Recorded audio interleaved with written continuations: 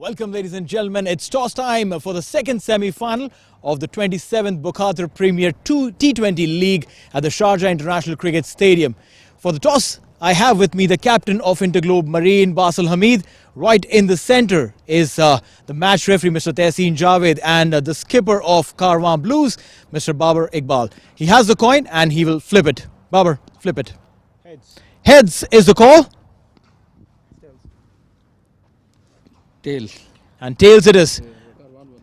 Karwan Blues, Babar Iqbal, congratulations on the toss. What's the plan? I would go for batting first, as I saw the previous inning, and we played here also, like batting first. I think it's quite easier, and we can defend, inshallah. All right. So what is the number of runs that you think would be good in a semi-final game? So far, the history of this tournament, anything above 150 could be threatening for the opponent team. Any changes from the last squad? Yeah, one change. Hafiz is out and Punia is in. All right, go well. Give us a good game. Thank you.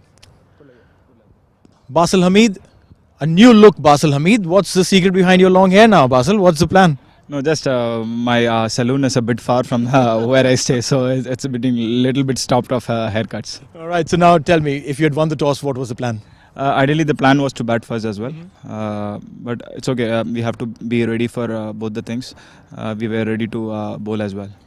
You saw in the first game, batting second was a little difficult. Would that do any changes in the mindset of the boys? I think it's important to stay positive. We have been, we have been doing well in the league matches, so that confidence is there for the boys. So I think they are going to do pretty well. Well, yes, give us a good game, Basil. Do well and go well. Thank you. The news from the centre is Karwan Blues have won the toss, and like the first game, they were elected to bat first.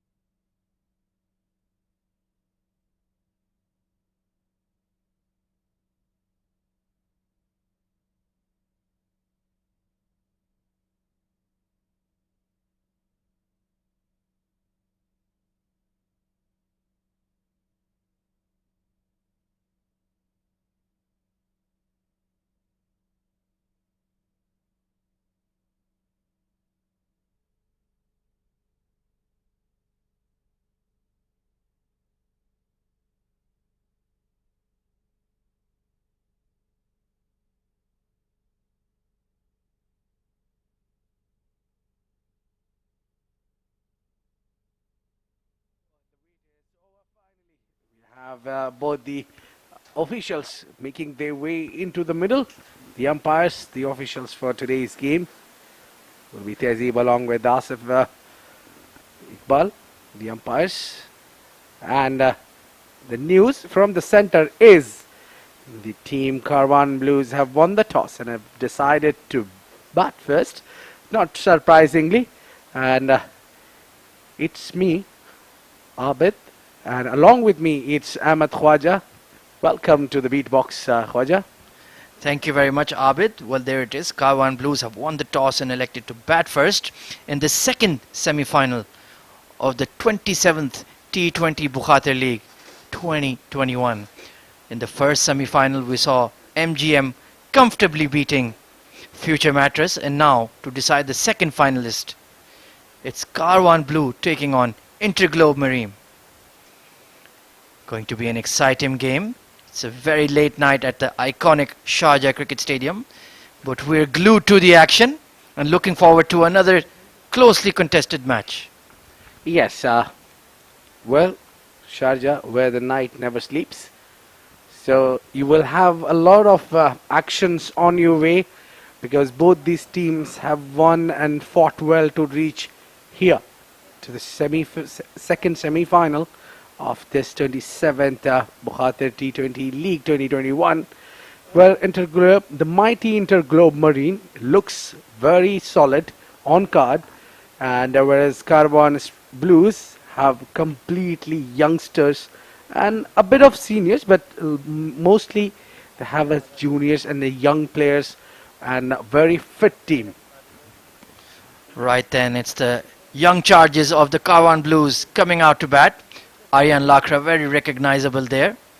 And it's Ronak Panoli, I believe, joining him. Or in fact, Fahad Nawaz, who's going to be there, opening with him. He took time to take his chin up.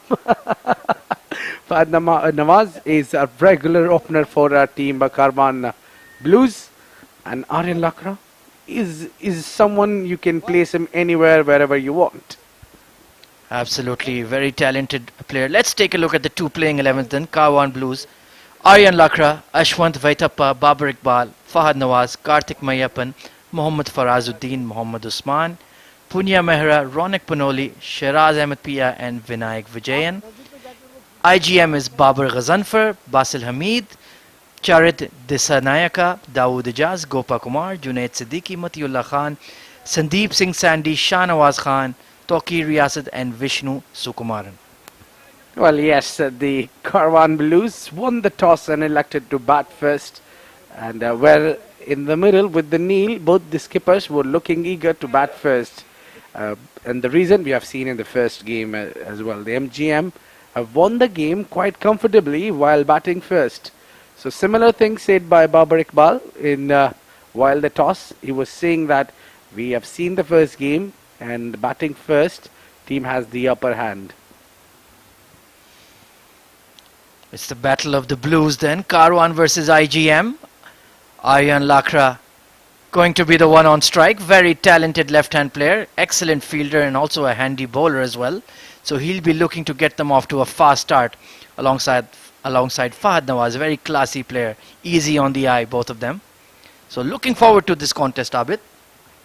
Indeed, I would love to watch this pair, Fahad Nawaz and Aryan Lakra. Fahad Nawaz is someone who is very, very fine while finding the gaps. But this man on your screen is Junaid Siddiqui.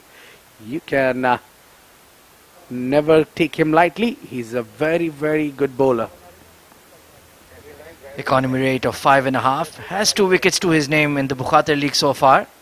Very experienced seam bowler, swings the ball, and very, very reliable in the power play overs. Let's see how he goes tonight. Number 14 on his chest, on his back in fact, like his hero Shoaib Akhtar, the Rawalpindi Express. Yes, we have Junaid Siddiqui, who's come in UAE, and that's Aryan Lakra, 19 years of age, 4 innings 41, where he's a talented bowler and a very fine batsman. So it's very much a battle between the young and old. A very exciting team is Karwan Blues. Plenty of under 19 players, plenty of youngsters looking to make their mark on the UAE domestic scene. And on the other side, you have the defending champs, InterGlobe Marine, very experienced, very solid. They know what their strengths are, they know what their weaknesses are. But the young chaps of Karwan Blues, they've made it so far. You never know, they could have a surprise in store for them. Yes, definitely. You can't predict. The youngsters can do wonders. They have got plenty of energy in their feet and in the heart as well. So that's how much you are fresh in the game and how much serious you're taking the contest, it all matters. What would be a challenging score that they could post, that they could really challenge this powerhouse team of IGM? What do you think, Abid? 195? That is already a winning score, as we saw earlier today. Yeah. But maybe, I guess you mean 150, 160 plus will be quite a stiff target. Well, I was glued to the interview while Babar Iqbal was talking to the Neil Oja at toss. He's saying anything score above 150 is a decent total. But for me, I think if you want to put on a score on board and put that extra pressure on the opponents, you should score over 175. Absolutely. 170 plus chasing under lights at Sharjah in this humidity, in this heat, will definitely be a tough task. But before that is going to be the likes of Aryan, Fahad, Ronak, Panoli, who will need to stand up and be counted in this winner-takes-all game. Either you go big or you go home. There's no other choice tonight. Definitely. And how would you tackle when you batting against Junaid Siddiqui, Matiullah Khan, Gopal Kumar? I mean, these are the big names. It's really difficult to score against these bowlers, especially Junaid Siddiqui and Matiullah Khan. They are very quick, they are fast, they swing the ball, and we all know that Junaid Siddiqui is currently in a UAE squad. Absolutely, it's going to be a challenge for the Karwan strikers, but they'll put pace on the ball that it will come onto the bat. So you can take advantage of that in Sharjah. If you play your shots well, don't try to overhit the ball, just try to time it. I think they have a very strong chance. So Junaid looking all set to go. Of course, you can watch this live on YouTube and on Facebook Live. On YouTube, our name is Sharjah International Cricket Stadium. And on Facebook, it's Sharjah Cricket Stadium Official. So search those up, like and subscribe. And you can tune in to the live stream, hear our commentary, and of course, comment alongside as well. And hashtag it all started here for social media platforms. So right then, here we go. Junaid Siddiqui to Aryan Lakra. Wow, look at the pace. Look at the delivery. Look at the hard hit on the deck. Excellent start here for Junaid Siddiqui. Right on the money. Right on that fourth stump line. And Aryan Lakra solidly behind it. Yeah, I think that is what the experience brings it all. I mean, you know how to start and how to put that pressure from the right beginning.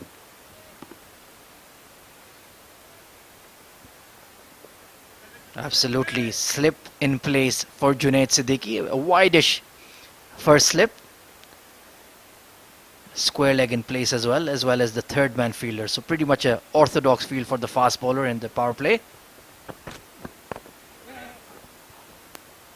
Work towards long mid-on for a quick single. So KBL are underway. Yeah, they got off the mark for the first run. So the captaining is the Superman from Kerala, Basil Hamid, a very good character and a hard-working fellow. Tell you what, he works day and night. He's fit. He's next big thing for UAE. While Fahad Nawaz is taking guard, 5 innings, 133 runs. Decent strike rate of 137 for Fahad. Very, very talented batsman. Very compact technique, and let's hope he gets a good score under his belt in the semi-final. Facing up to Junaid.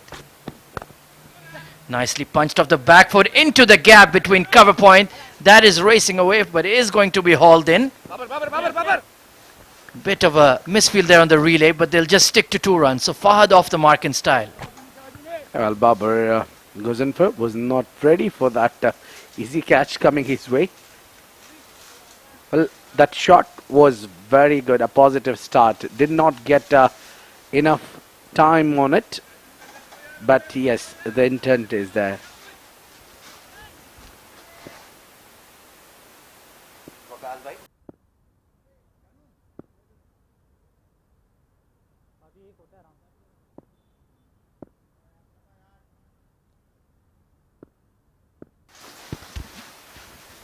Right then, Junaid continuing here to Fahad Nawaz. Off the back foot, straight to the cover fielder for a dot ball. So a steady start. The bowler is bowling well and the batsman looking on their toes. Definitely. This is the contest we were waiting for, whereas the batsman got what it takes to be a dominant, whereas bowler got what it takes to swing the ball and trouble the batsman.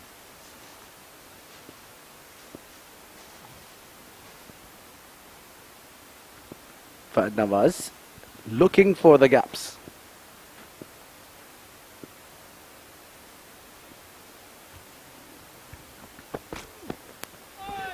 Oh, beauty there from Junaid Siddiqui. Beats him, all ends up.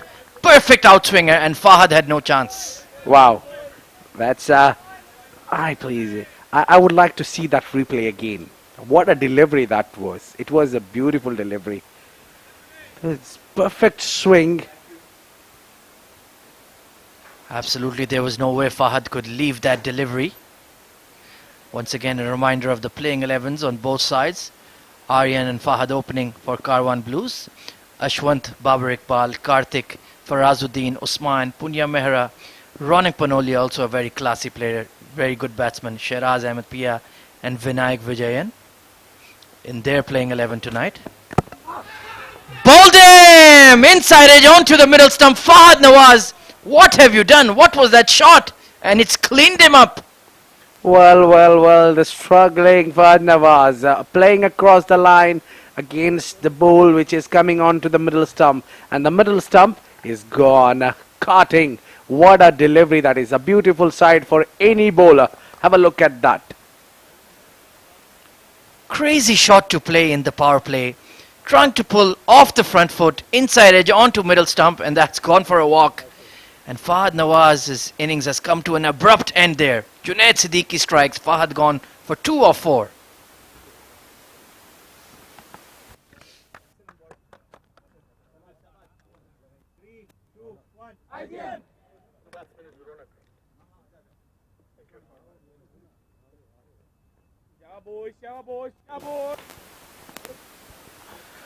Another man coming in little early than expected. Ronak Panoli, a talented youngster, a good batsman, 3 innings, 37. Very technically correct is Ronak. And Aryan Lakra will be explaining to him, mate, don't play across the line. 3 for 1 after the first over. Junaid Siddiqui striking immediately. And now it's Karwan Blues are under some pressure. Yeah, he must be giving him advice. What I have witnessed, I don't want to see again. If you want to play across the line against Junaid Siddiqui, you better come on to the next end. Well, to be honest, it doesn't make sense. The ball is new. The ball is swinging. The bowler is inexperienced. He's bowling at the right channel. All of a sudden, you want to play a cross shot. But Tawqeed Riyasat coming in. 5 wickets in 4 innings. With economy of 9.71. He's a bit on the expensive side, but the main thing about him is that he produces wickets. And with Junaid giving you that control at the other end, Tawqeed can take a bit of a risk, a bit of a chance. Looking at the field for Aryan, there's a third man in place. Ring circle on the offside. Oh, good start. Lovely delivery. Just shapes away from Aryan and he's beaten. Yeah, Tawqeed loves to bowl against left-handers. And I'm surprising not seeing Matiullah Khan coming in from the other end, whereas he's a very good bowler. With the new ball, he can be threatening. Tawqeed continuing. This has been flashed away towards third man by Aryan Lakra. So he's taking his time, not playing some rash shots like Fahad did. We'd been hyping him up considerably. Then played a crazy shot across the line, to be quite frank. And lost his middle stump. Ronak Poloni then marking his guard. Very, very talented player too. Easy on the eye, very correct technique.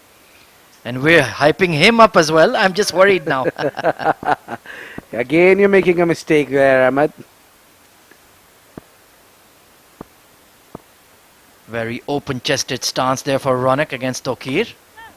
Edged past the keeper, and that's going all the way for 4. Third man is 2 square. So Ronak, at least he's gotten off the mark with a boundary.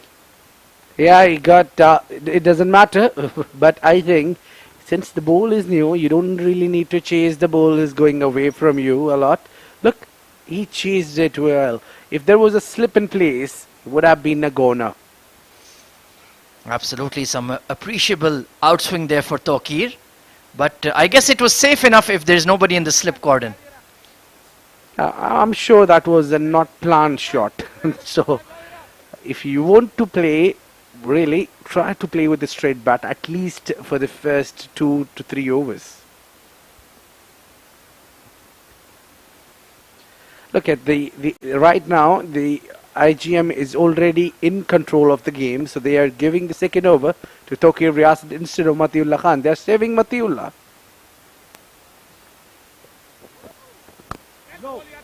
Nicely, solidly behind that is Ronak. Now you can see that slip is in place. And setting the field after the horse has bolted, unfortunately.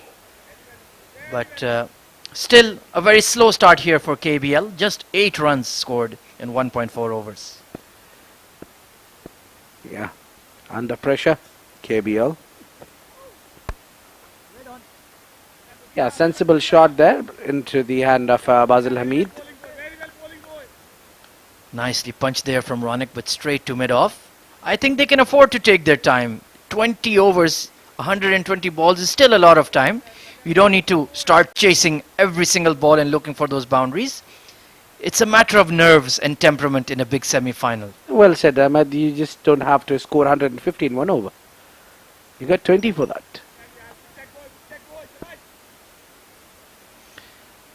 Right then, the slip has been taken out to a very fine gully field, and nicely behind that is Ronak. End of 2 overs. Karwan Blues are 8 for 1.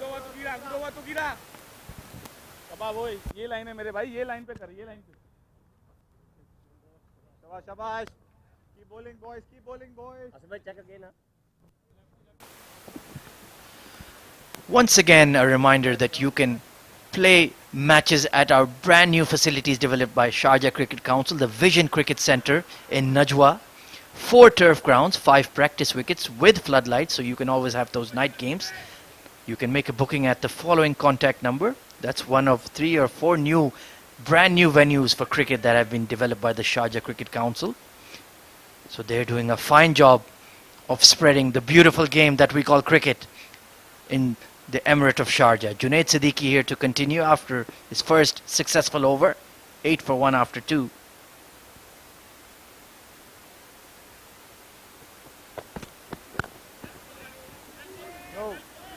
Beautiful bowling here from Junaid, right on the mark. Swinging the ball into Aryan's pads off that off and middle line. He has absolutely no room to create a shot. Yeah, I think this length is perfect. The ball is swinging. You need to pick up the length. That is more crucial.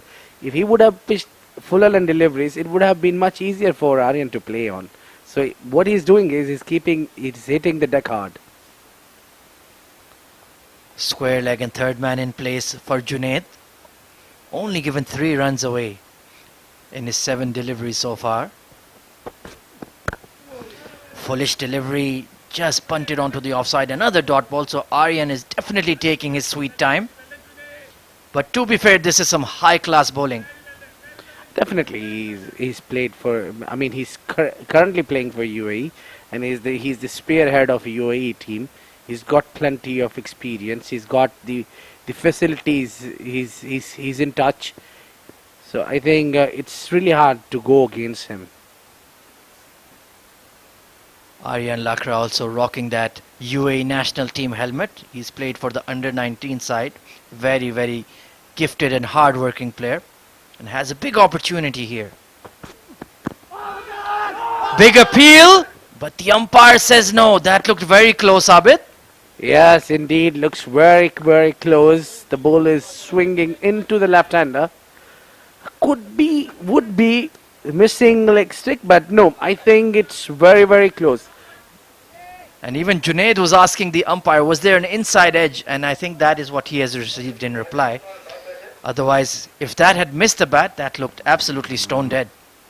Yes, and that's what Junaid is doing. He's trying to trap the batsman in front. 3 deliveries, 3 dot balls. Excellent bowling here from Junaid. Already has a wicket to his name. This time worked towards square leg. Fine leg was in the circle, so they will pick up 2 runs quite comfortably. Better shot there from Aryan. Yeah, work in the deep for Babar Ghazanfar. The good thing about Aryan's play so far is he's playing with a straight bat, not taking risks like Fahad Nawaz was. At the same time, Ahmed, you need to play according to situation as well. Whereas your premier batsman Fahad Nawaz has got dismissed, you need to stand there and deliver. Absolutely, if the bowlers are bowling well, then you have to respect their ability and their quality. Don't try to create shots out of nowhere. And Aryan is doing exactly that, showing good discipline. Pulled away by Aryan, didn't catch it on the bat. Thankfully falls short of mid-wicket. Yeah, well, he was not expecting that short and delivery coming his way. That's what you need to do as a bowler. Keep surprising the batsman. Indeed, excellent change of length there from Junaid Siddiqui. He'd been testing Aryan on that front foot. This time banged it in short and miscued that pull. Just fell short of the fielder. So he's showing his quality and experience here. This is an excellent exhibition of fast bowling within the bowling power play.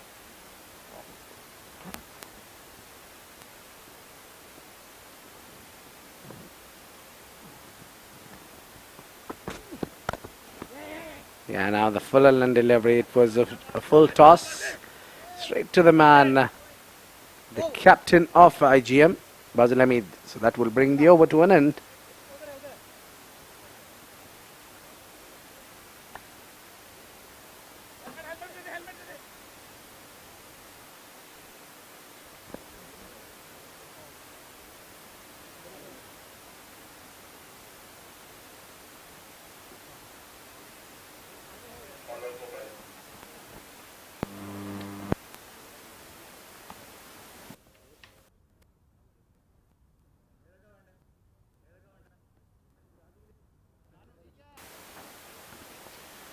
Well, we'll see the change in bowling now. I think it's Gopa Kumar will be given the ball, replacing Tokir Riyasat. Yes, it seems like Tokir is going to be given that sole over in the power play, although he did bowl fairly well. But IGM ringing the changes. Going to switch to spin or slow medium here. Well, I'm surprised to see Sanchit Sharma coming in for the helmet. Well, why is he not on the playing 11? Very talented seam bowler is Sanchit. From a very strong cricketing family. Even his sister is a very, very good cricketer. Right then, left arm spin. Aryan Lakra sweeps across the line into the gap, and that's going all the way for 4 immediately. Top shot there from Aryan. And poor delivery there, for number 400. Swept it hard, swept it easy. This is what we need. I mean, we feel happy when I see youngsters play sweep shots in UAE. Absolutely. And they've kept 2 straight fielders, so there's nobody on the square boundary. So Aryan is definitely playing percentage shots here.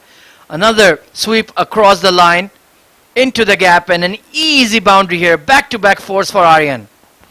Yeah, keep on bowling in that area and he'll keep on punishing you. Well, it's very simple for Aryan to pick up this line, and Gopakumar is giving him easy deliveries to hit. I honestly blame the captain on this one. They've kept two straight fielders, nobody on the square leg boundary, and that's Aryan's shot against left arm spin. They finally corrected the field. Long off has come towards mid off, and they put a square leg in place, but the two boundaries have been given there by Gopakumar. This time just work down the ground for a single. Good batting. I think, Ahmed, when the captain is giving you the ball, and ball is still new, mind you, that you're bowling in power plays, that means the captain has the confidence in you. And then what he's asking him to do is bowl outside the off stick. It's very simple to do that. But Gopakumar was punished because of poor deliveries. And immediately you can see he's brought out the towel, trying to dry the ball. So the dew factor, of course, we are playing around 11 p.m., 11:20 p.m. late into the night, so there's going to be a lot of dew around. Not easy to control the ball.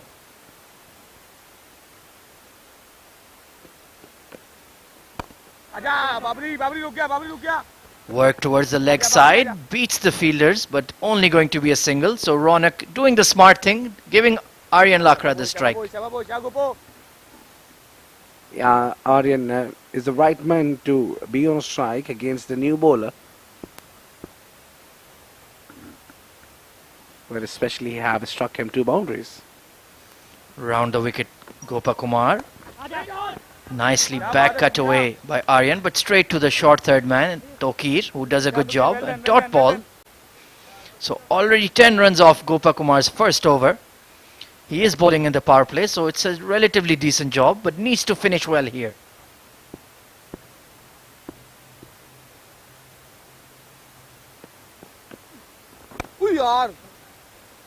And this is better now. This is good at least. To end the over, 22 after 4 for 1.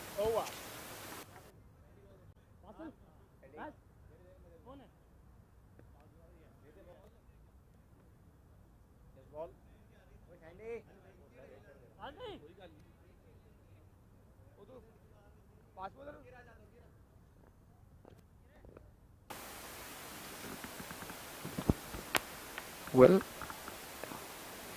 right now they just lost a wicket. Those two fours brought Blues back in contest. And this first 6 overs is very, very crucial. Absolutely. Aryan Lakra looking in good touch, batting well. Taking advantage versus the left arm spin. And that was good execution, good construction of his innings. 22 for 1 after 4 overs are Karwan Blues right now. This is of course the second semi-final of the 27th Bukhatir T20 League. Tawqir Riyasat brought back into the attack then. Probably a change of ends for him. Replacing Junaid Siddiqui in the attack. Yeah, a good move there. Try to save Junaid. Good delivery. Struck down the ground towards mid-on for a quick single. Aryan Lakra rotating the strike.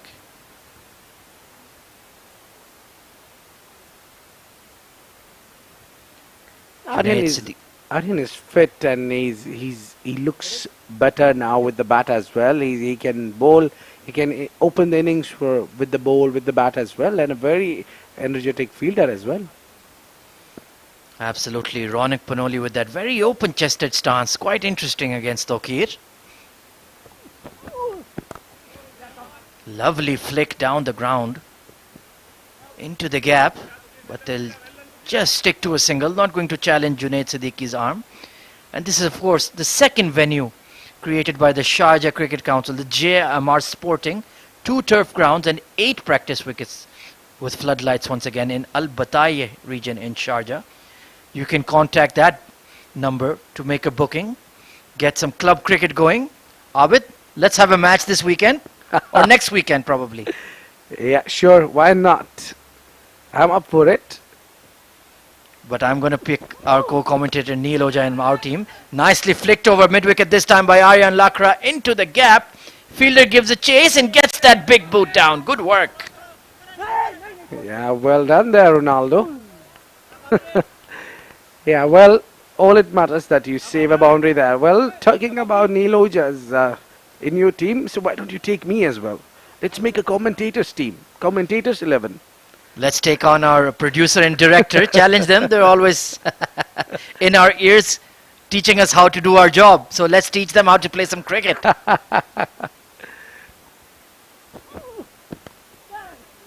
Edged past the keeper, no slip in place, but the third man is in place. Aryan Lakra outfoxed there by Tokir, but safe enough in the end.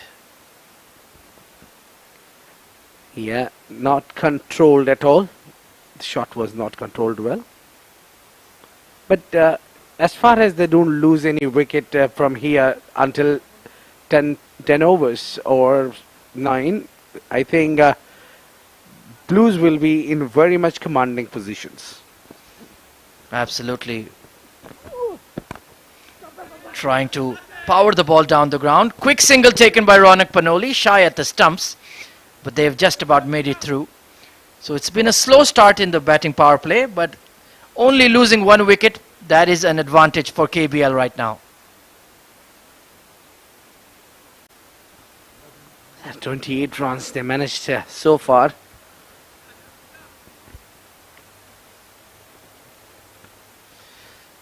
Tokir only 11 runs given away in his 1.5 overs, bowling quite well. Aryan is batting well as well, 19 of 18. Flicked away towards fine leg, past the fielder, and that's going to be a boundary to end the over. 32 for 1 after 5. Well, that was a good shot to play in. It was planned, and so the fielder is slightly wideish. Took the advantage of it. End of the over number 5. It's 32 for 1.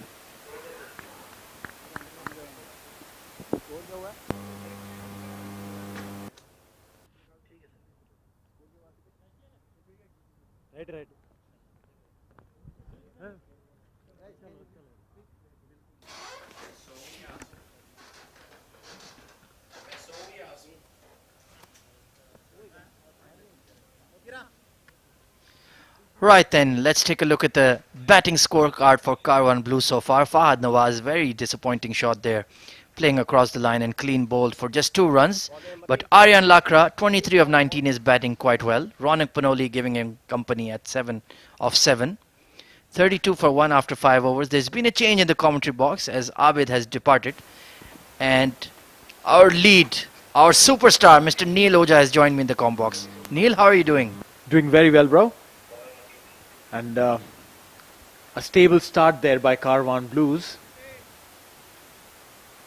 You're right when you said that Fahad Nawaz playing a very nothing kind of a shot on a Junaid Siddiqui delivery, literally gifting his wicket. Meanwhile, Matiullah Khan, leading edge, up in the air. Is there a chance? Yes, taken. Matiullah Khan strikes on the very first delivery of this over. And what a time to come in. What a wicket. Once again, a very casual shot there from Ronak Panoli, trying to flick that off his legs. Leading edge, and mid-on takes a straightforward catch. And Abid was saying, why is Matiullah not opening the bowling? Well, there you go. First ball, he strikes immediately. Too early to judge there, I personally feel, for Ronak Panoli. 7 of 8. Caught by Gopa Kumar. Bowled Matiullah Khan. Again, 2 talented batsmen, Fahad and Ronak, dismissed for Karwan Blues. New man striding in, looking quite confident. I like that body language.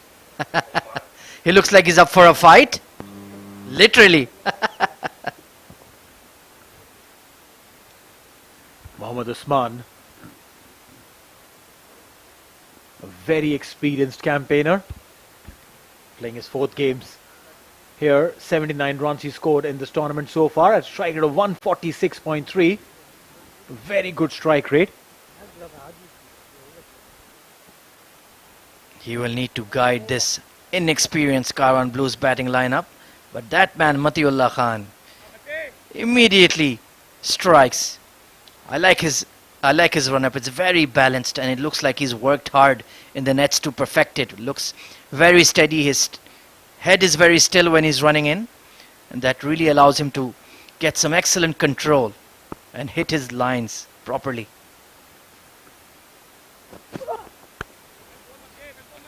Plays back to the bowler. Aryan Lakra on strike. He's a very bright youngster, this guy, Aryan Lakra, 23 of 20. Very gifted player indeed. And of course, Karwan Blues did win the toss and elect to bat first, Neil. So what would you project to be a good target to chase for IGM? Keeping in mind the way the ball is doing its magic. This time he hasn't timed it well and taken. Just spoke about him that he's a gifted player, he's a talented lad. Plays again a nothing shot. Went into the shot a little too early. And gifted a catch to Junaid Siddiqui.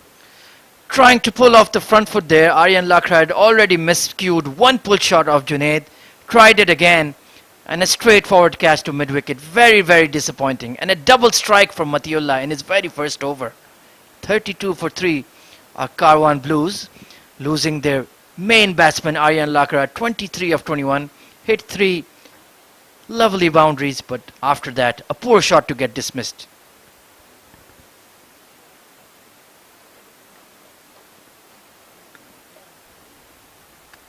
Mohammad Faraz. This kid is electrifying when it comes to his fielding. I've seen him do really unbelievable things in the outfield. Taken blinders, fielded from literally 50 yards away. An absolute live wire in the field. Has been given this opportunity to come up and bat. And has a very good opportunity to put his name up through as a batsman. Mohammad Farazuddin was a part of the under-19 team that played the World Cup in South Africa. Talented lad, hard-working. Gets off strike on the very first delivery, opens his account with a single. Good controlled glide towards third man to get off the mark. So Farazuddin just getting off the mark, and his compatriot Mohammad Usman has yet to face a delivery. 33 for 3 in the power play are KBL. InterGlobe Marine showing why they are the defending champs of this tournament. Some excellent seam bowling here.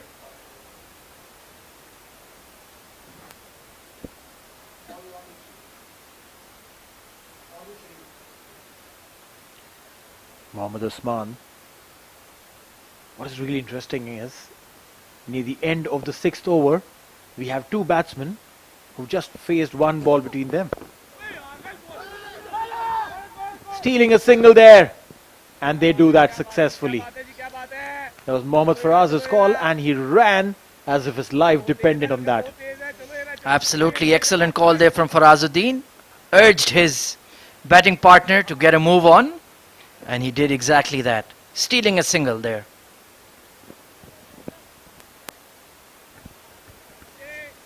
.34 for 3 in 5.5. 2 wickets in this over, Matiullah. What a great call there by the captain to not letting him open, bring him on the 6th over, and he strikes not just once, twice.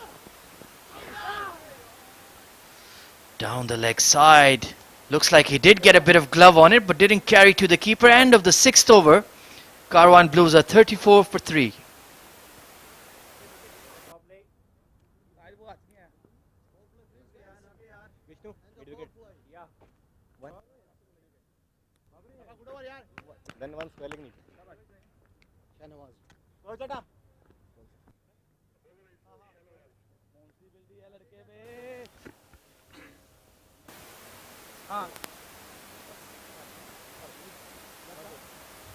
Right then, let's take a look at the bowling card for IGM. Junaid Siddiqui, excellent 2 overs, 1 for 6. Tokir Riyasat, 2 overs, none for 15. Gopa Kumar, the left arm spinner, went for some tap in his single over in the power play. Matiullah Khan though, 2 runs given away and already 2 wickets to his name. And looks like it's going to be Shahnawaz Khan coming into the attack here for IGM.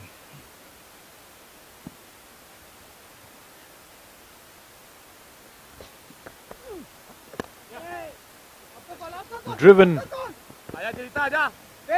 Will just get a single. Good calling there. Ran their first one hard. Were looking for the second, but I believe the ball was hit a little tad too hard. Reached the field really quick.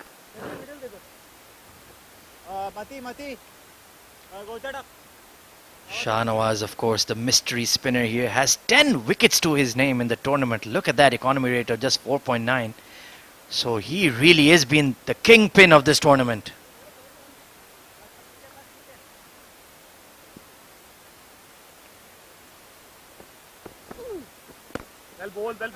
Good flighted delivery. Will get a single. Interesting grip there for Shahnawaz. Holds it not like an orthodox spinner, but just tries to fix it between those fingers hard. Makes it difficult for the batsman to actually watch it going off the hand.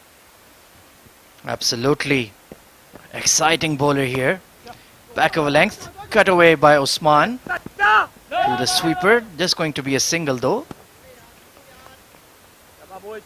And his action looks quite clean as well. So a very exciting prospect on the UAE domestic scene.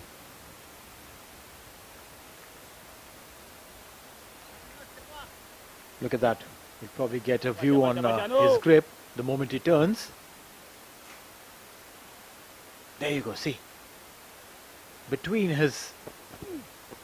Well bowled, Shanu, yeah. Well bowled, Shanu. Between the middle finger and the ring finger is where he grips the ball. Very unorthodox. Slip in place for Faraz against Shahnawaz. Big turn there, just kicked away though towards fine leg. Only going to pick up a single though. Good chase by the slip fielder. Well done, boy. Well done, boy. He definitely looks a very intriguing bowler. I'm enjoying his bowling.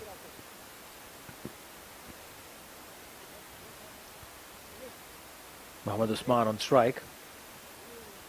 Interesting to see what he'll bowl to him, because we just saw him bowl a googly to Faraz.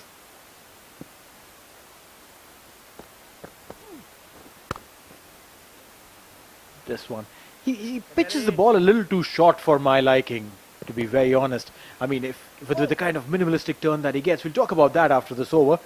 Meanwhile, 7 overs gone, 39 for 3.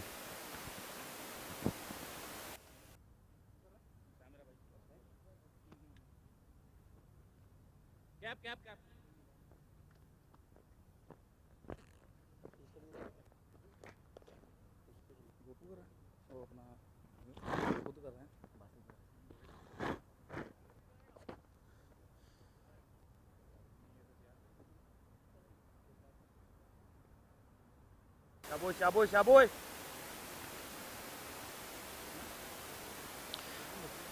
Right then, of course, the CBFS school tournament is going on. So we're going to have the two teams amongst these 6 sides who will qualify for the grand finale. Best of luck to Desert Cubs, Sharjah Cricket Academy, YTCA, G-Force. All of them very, very exciting prospects, producing youngsters that will be the future of the UAE national team. Already seen the likes of Alishan Sharvu, Vritya Arvind, Aryan Lakra, Ronak Panoli, and all of these guys coming through. Basil Hamid coming on to bowl. Oh, well bowled, yeah, Base. Well bowled, Base. Flighted delivery into the pads of Usman. Base, well done, Base. Skipper Basil Hamid there, sporting a hairstyle of a South Indian actor. Definitely does not look anything lesser than that. He probably might be just signing a film there. No run, Base. Oh. Absolutely. Well, we've seen guys from the UAE domestic scene go on to play in the PSL. So why not star in movies as well? Well, I'm so sure Basil Hamid is a superstar by all means. Down South Kerala. Absolute superstar. And with his looks and his long locks, I'm sure that he's probably on the verge of signing a movie or two.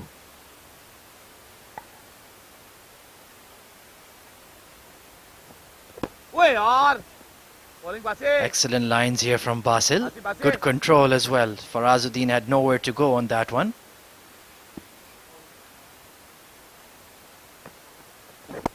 Aja. Kya baat hai Basil? Kya baat hai Basil? Great bowling there. Bowling those immaculate line and length. Basil boy. Well done. Definitely building some pressure here are Shahnawaz and Basil. Farazuddin on 2 of 7, so will be feeling a bit anxious. Oye yaar. Back cut towards short third man and they'll scamper through for a quick single. It'll be interesting to see what he bowls to Usman.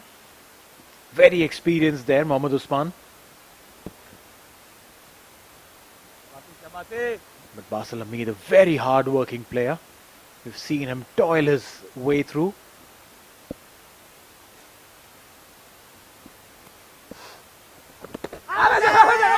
Big shout there, going down the leg side. And that'll be the end of a very good Basil Hamid over. 8 overs gone, 41 for 3.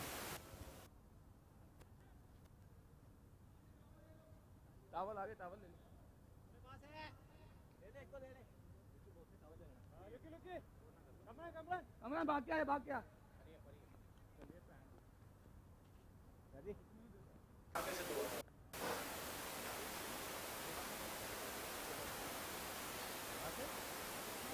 Once again, Sharjah cricket developing venues for cricket all over Sharjah here. This is JMR Sporting in Al Bataya in Sharjah. 2 turf grounds, 8 practice wickets with floodlights. You can contact that number to make a booking and get your matches on there. 5-star facilities here in the Emirate of Sharjah for the beautiful game that is cricket. Fantastic venture here by the Sharjah Cricket Council. And meanwhile, the jewel in the crown that is the Sharjah Cricket Stadium is hosting that big semi-final of the Bukhatir T20 League. Shahnawaz here continuing to Farazuddin. 41 for 3 after 8 overs. Nicely worked onto the leg side by Faraz. Pushing for 2 but just going to stick to 1. Mohammad Usman not as fleet of foot as he used to be back in his prime. Well, he's playing alongside Mohammad Faraz, who probably is as old as the amount of experience Mohammad Usman has. A true contrast here between young and old. But that's the beauty of cricket. You're always old enough if you're good enough. Well said there. Well. Darted in there. Shashanu. Lots of variations on show from Shahnawaz. Has that arm ball or carom ball as well. We saw him turn that ball big into Faraz's pads as well. So he has all the tricks up his sleeve. Fantastic bowling. Uppish drive down the ground this time, but there is a long off in place who will clean up. So just a single. Mohammad Usman and Farazuddin trying to build a partnership here. 10 runs between these two. They've taken 18 deliveries to reach there. They'll probably settle in and then go hammer and tongs. Both quite capable of doing that. Uppish drive just falling short of point. That was very close. Farazuddin not getting to the pitch of the ball. Tried to square drive the ball and just fell short of Mati at point. Lucky Faraz, lucky. Didn't have enough power in that one.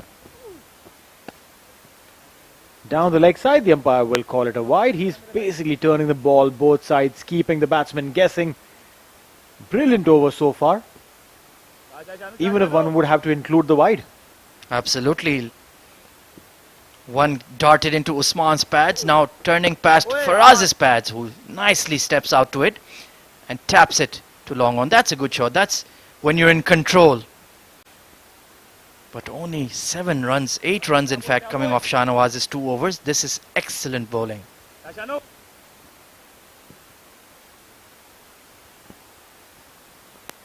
45 for 3 in 8.5.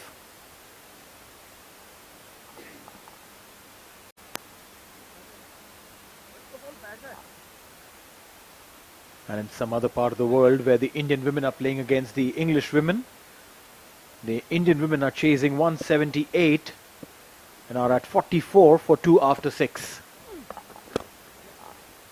Meanwhile, the last ball of the over has been driven straight down the ground. Will get a single to end the over. 9 overs gone. It's 46 for 3.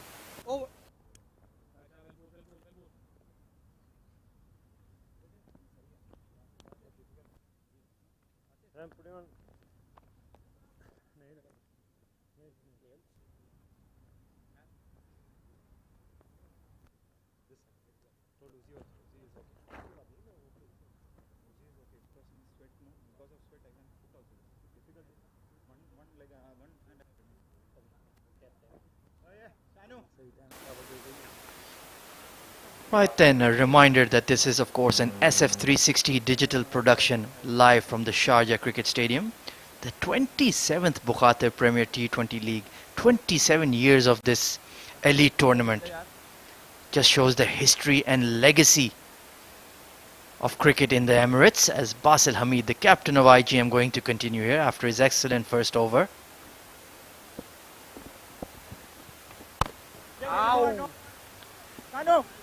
Goes on the back foot, punches it down. Get a single there.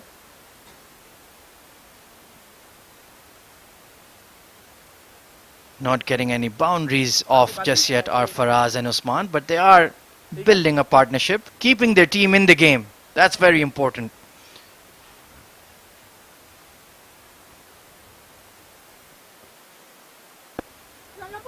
Toss-up delivery.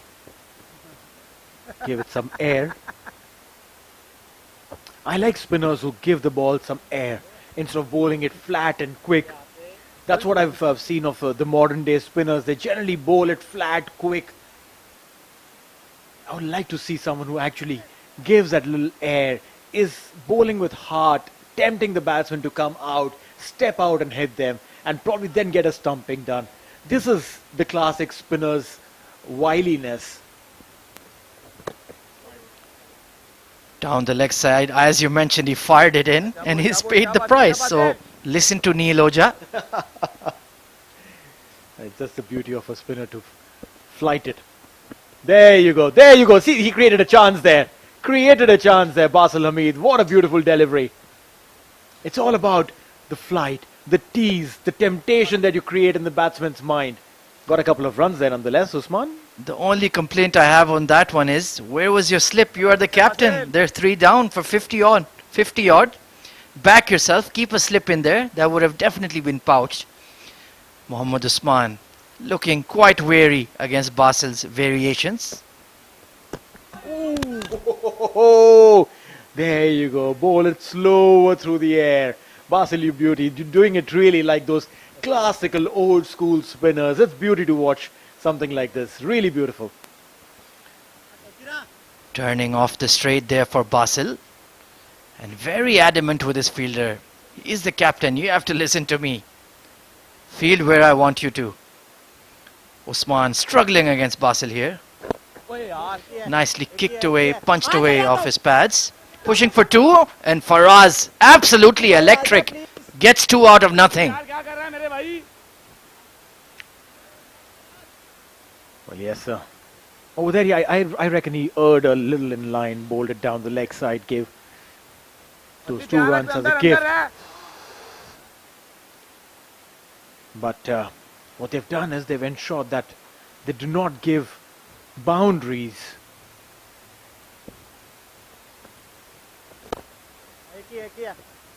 Again, a tossed up delivery there. We'll get a single to end the over. 10 overs gone. It's 54 for 3. Over.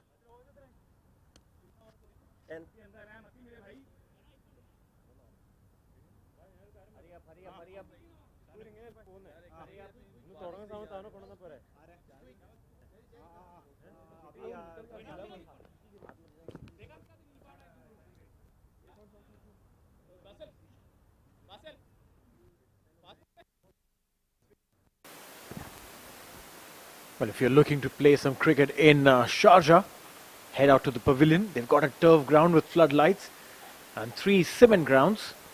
the numbers on your screen. Take a screenshot, save it so that you can call them tomorrow morning and book yourself this ground to play some cricket. This is in Al Daid in Sharjah, under the watchful eyes of Sharjah Cricket Council, developing cricket in this part of the world, enabling the young and old to go out and play this beautiful sport that we've loved for years. Joining me in the commentary box is Abid Ibrahim. Thank you very much, Neil. I'm glad to be back here after some snacks. Well, looking at the ground at the pavilion is one of the best grounds that I've played ever. I mean, it has a super facilities and a very good outfield, and a pitch is very nice. I remember playing 40 overs game there. That's the man where Blues are relying on. Mohammad Usman, experienced UAE player. He's a very calm and composed personality. He scores and keeps himself quiet.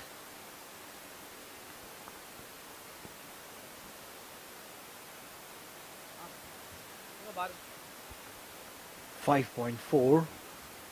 That's the run rate at which Karwan Blues are going. Karwan Blues, beg your pardon. Shahnawaz. Tossed up. He'll get a single. Yeah, he's got a good action. He's yet to get a wicket though.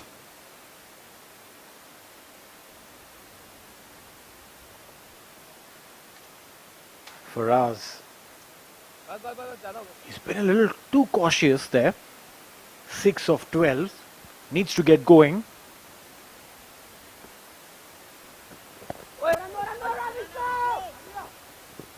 Like, if nothing else, at least take a single, get Mohammad Usman on strike. That's what he's done here successfully. Look at the walk of Sandeep Singh Sandy. He literally walks like a lion. True that.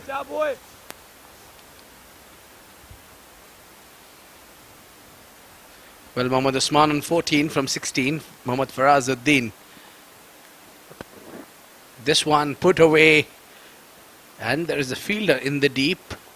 Gopakumar, who fielded well there.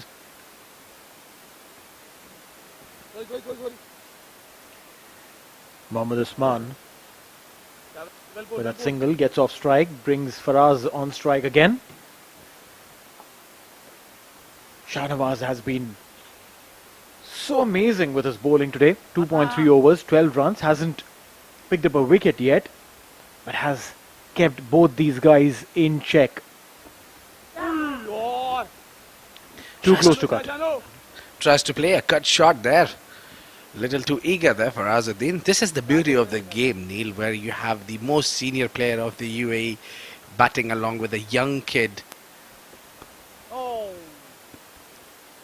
This is where you learn from the seniors, and that should be happening often there. That you share your shoulders, rub your shoulders with the seniors. Well, yes, such opportunities coming through. You've got to see some youngsters playing up, going up the ladder, playing with the seniors of the game. Get to learn a lot. We'll get a single there. Dealing in singles. 11 gone, it's 59 for 3.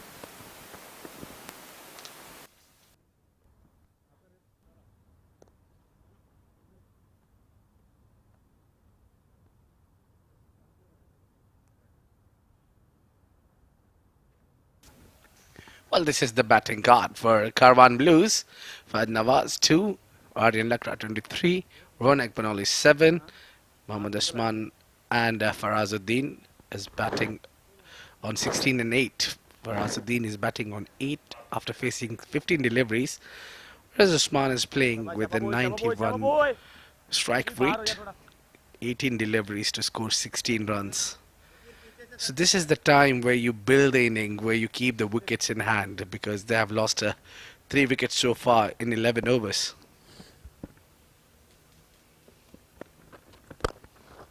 Coming down the track, played it with a straight bat, and the result is 4 runs. It's very simple, Neil. That's what you need to do. Well, yes, as long as simplicity is applied, you'll get your runs pretty safely. See, the outfield is quick. You need to use the carpet. You need to keep the ball all along the carpet.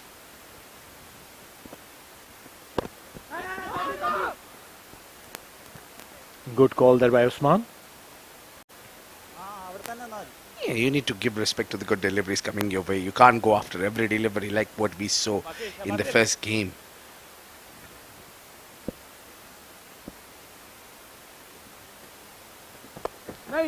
Flighted up in the air and oh, look at that. That's a maximum.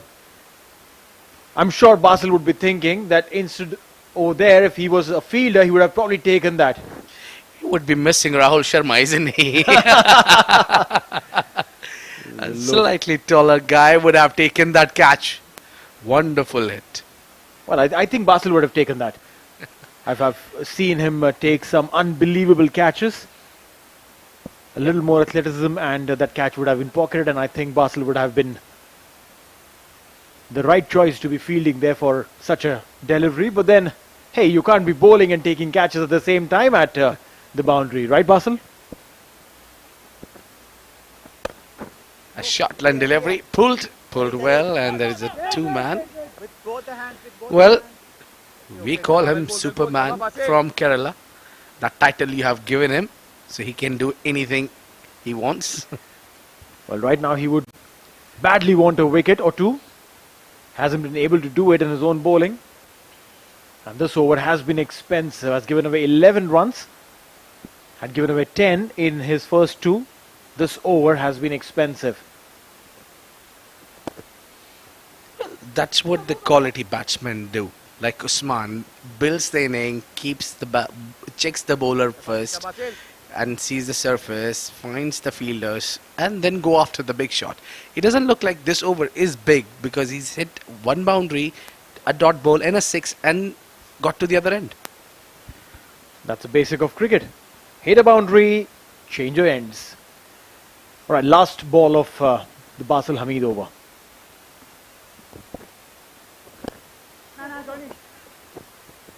Good use of wrist, will get a single to end the over. 12 overs gone, it's 72 for 3.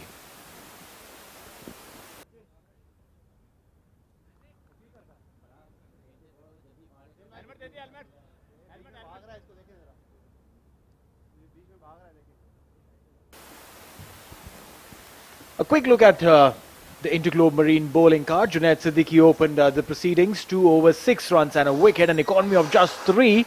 Tawqir Riyasat 2 overs, 15 runs. Gopal Kumar 1 over, 11 runs, was expensive. Shahnawaz Khan 3 overs, 14 runs, and Basil Hamid 3 overs, 23.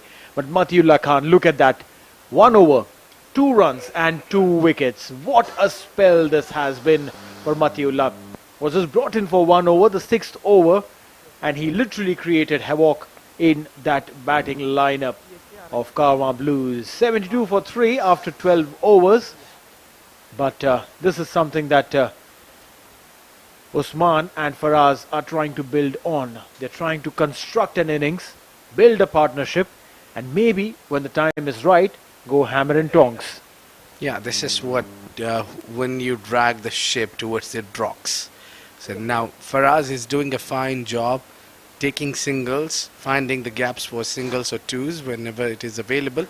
Where Usman is finding a boundary in over. Just smoothly going 10 runs in over. So in the end, you can manage to get that 160, 170 that is in your mind. It's imperative that you get those many runs, otherwise it'll be like a walk in the park for IGM. Sharath comes into bowl. 2 innings, 18 runs he's given, an economy of 9. But then hasn't been amongst the wickets. They need a wicket or 2 here. Definitely. A wicket here would bring IGM back in contest. Poor start. A real poor start. Sandeep Singh had to dive in almost where a third slip would be to stop the ball. Yeah, that was completely off target. Trying too many at once could be the reason.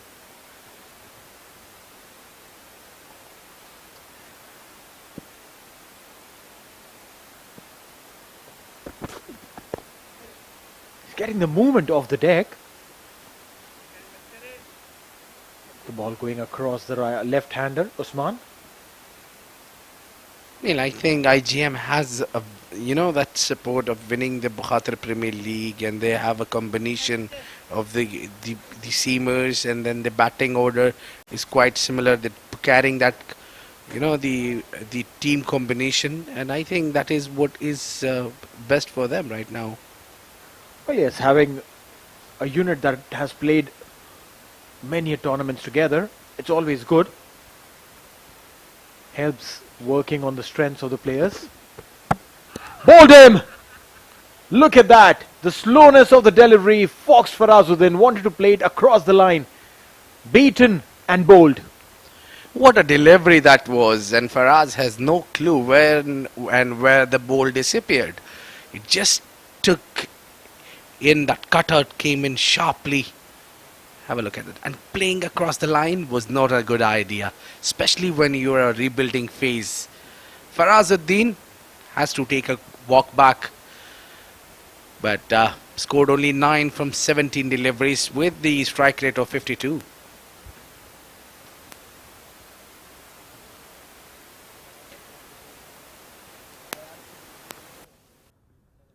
Guys, hurry up, hurry up, hurry up, hurry up.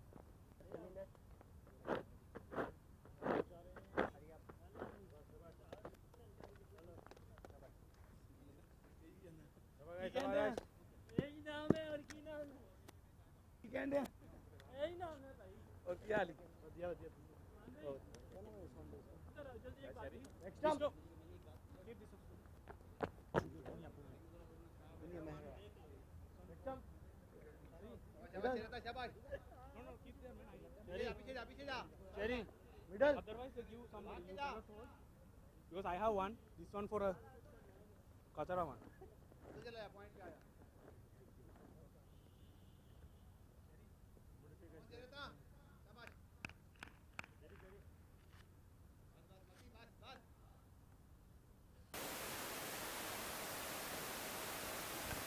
.2 overs gone, 74 for 4.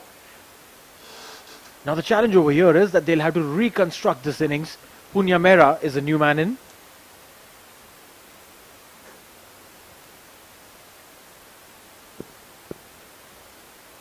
Sharjah comes into bowl.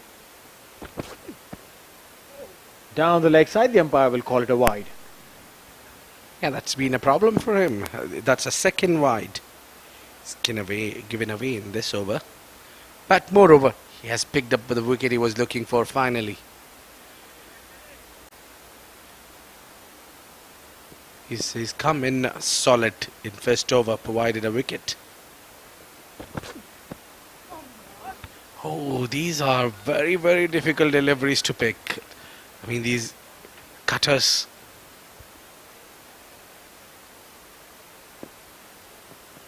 Punya Mehra again has a massive responsibility on his shoulder. It's a very big game, the semi-finals. Big shout there. The umpire is not interested. Pune will have to rush. An overthrow, and that'll fetch them a single.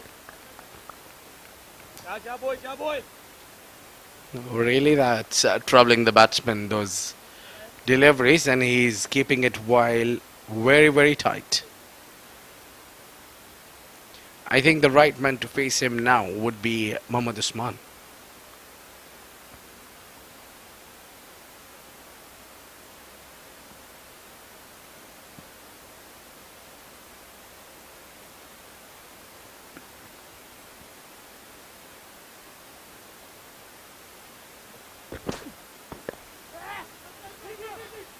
Playing it off the hips. And stealing a single. What they're doing is extremely smart. They're actually stealing singles, ensuring that they keep the run rate moving. They keep those scoreboard ticking.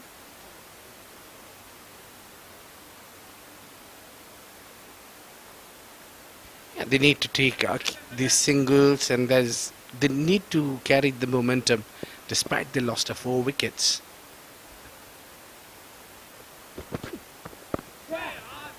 That's a nice delivery, dipping in. End of the over, 13 gone, 78 for 4.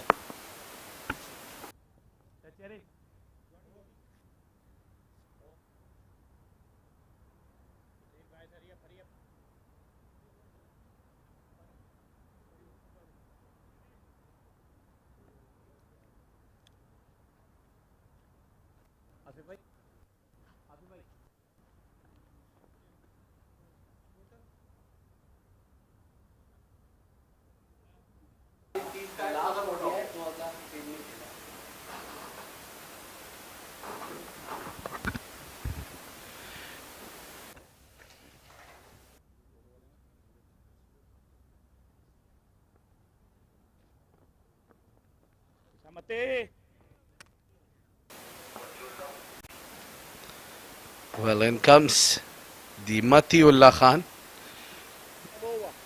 Well, I think this man has got the rhythm, the momentum. Picked up 2 wickets in an over. A game changer, I would call him.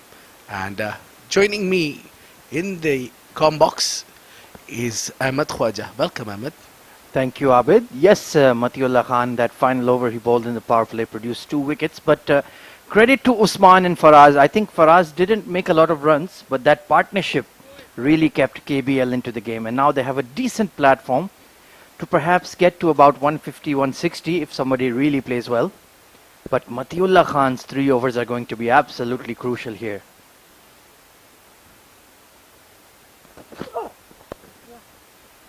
Yeah, sensibly played by Punia. Well, you have 2 more overs from Junaid Siddiqui, 3 overs from Matiullah Khan. There is now just Sharjah started and he got the wicket as well. So I think it won't be very easy. It will not be really easy to score against these bowlers. So now what KBL need is at least 80 more runs from here onwards. So 11 runs and over would be fine for them. Yep, absolutely. Mohammad Usman batting really well, 30 of 25. Has done the hard yards against the spinners. Let's see if he can counter-attack the seam bowling attack of IGM now. Very experienced and very high quality. Nicely back cut towards the short third man. They'll scamper through for a quick single. Yeah, Tokyo Riyasat there. So tackling against Matiullah will be difficult here. Was picked up 2 wickets already and given away only 4 runs in his 1.2.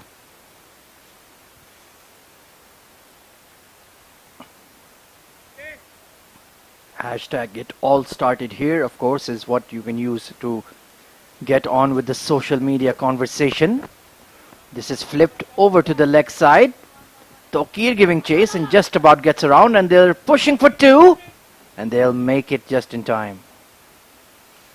Yeah, that's a smart batting by Punia, coming across the line and making sure the ball is into the arc while you play these shots. So very controlled shot. If you really want to play cross, you need to play this way. This is how you need to play. Yes, absolutely. Matiullah will give you some opportunities when he bowls back of a length.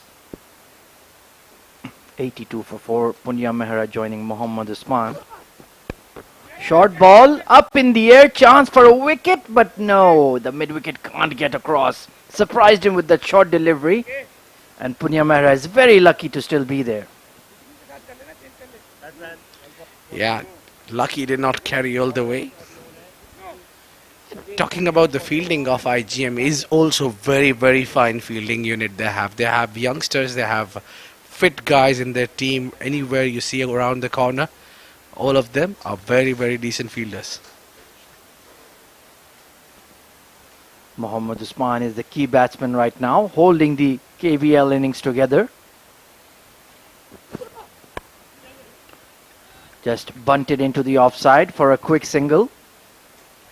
He may be advanced in his years, but quick running between the wickets and his judgment of a run is still absolutely spot on. And whenever he builds the inning, they get to the good start. I mean, they get in a controlled position, they lose a wicket. That's what is the problem. They're losing the wicket at the regular intervals.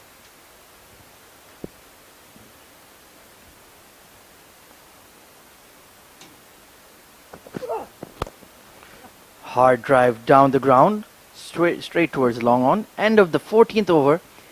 KBL are 85 for 4. Oh, bit of a misfield there from the keeper, and they'll get an extra run. That's poor stuff there from IGM. 86 for 4.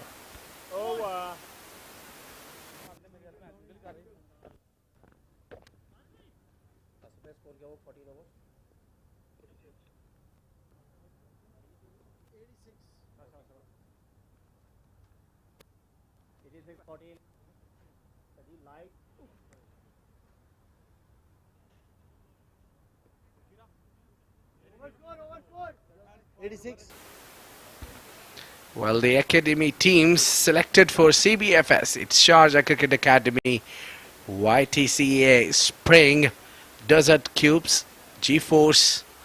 These all the teams got the opportunity to play. The remaining 2 teams will qualify for the CBF qualifiers. So that is what it is. The CBFS is the platform where you need to perform and come up. 6 overs remaining in the Karwan innings as Toki Riyasat comes back into the attack. So Basil ringing the changes. Worked away towards square leg by Mohammad Usman, only for a single. So this is about that time in the innings where somebody has to launch, has to go for a counter attack. So will that be Usman, or can Punya Mehra chance his arm here, Abid? I'm just still wondering why was Sharad taken out of the attack, where he has provided that wicket and he was looking dangerous.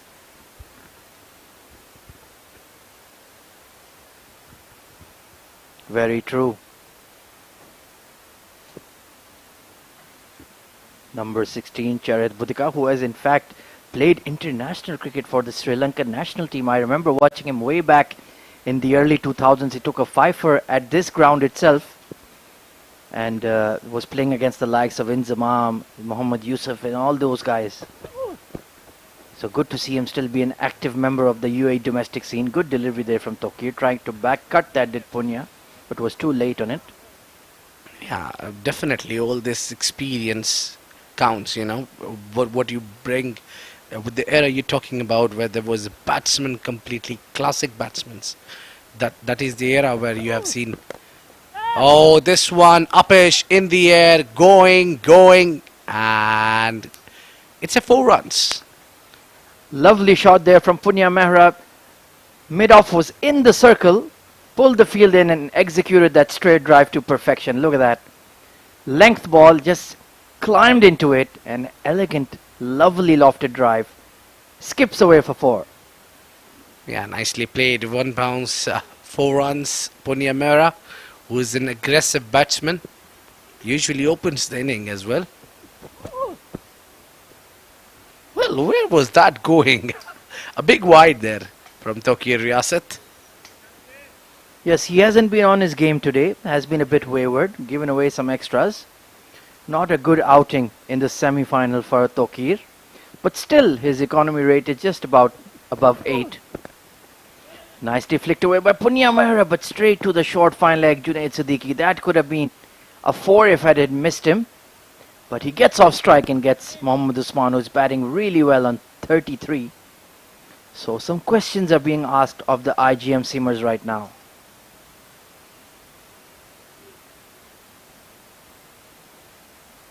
Well, I'm still wondering why Tokyo Riyasat is bowling, whereas he's been wicketless, he's been expensive.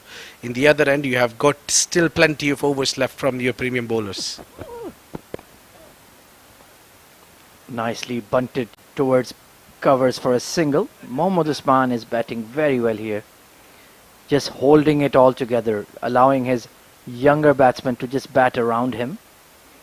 And they've given the platform for KBL to get a big score. You can see why they have made it into the semi-finals. Well, I think Gopal Kumar got 1 over left, Matiullah got 2, Junaid got 2, and there is Basil Hamid himself. I think he got 1 over remaining. Sharad got 3 overs. Yet we see Tawqir Riyasat bowling. Anyway, I think the captain must be looking a wicket of Usman because he loves to bowl against the left-handers. Nicely cut away into the gap between short third man and point. That's a boundary to end the over. Excellent shot from Punya Mehra. 98 for 4 after 15 overs.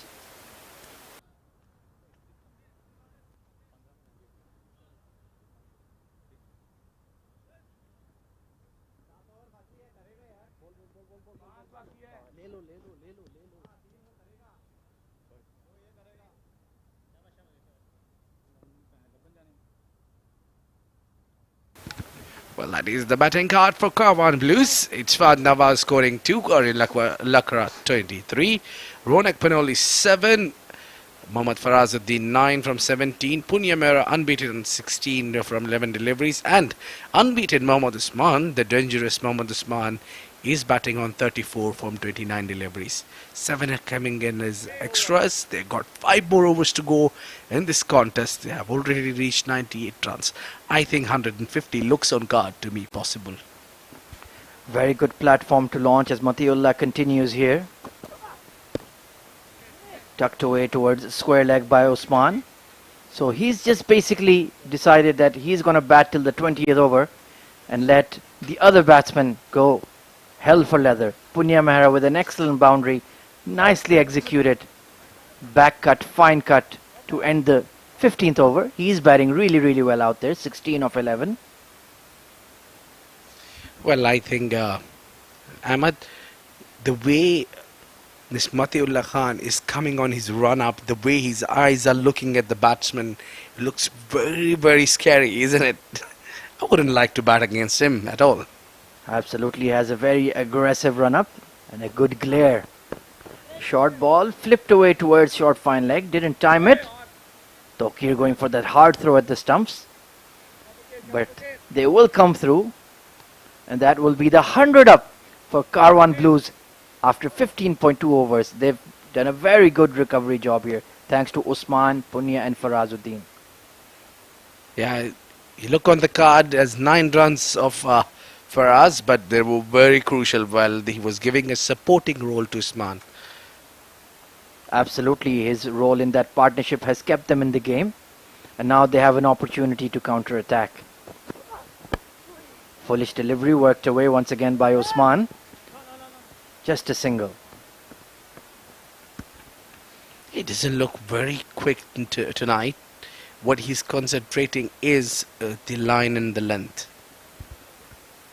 And seeing Mohammad Usman's batting, I'm reminded of the former Australian middle order batsman Darren Lehman, if you remember, Abid. Very, very similar styles. Yes, indeed.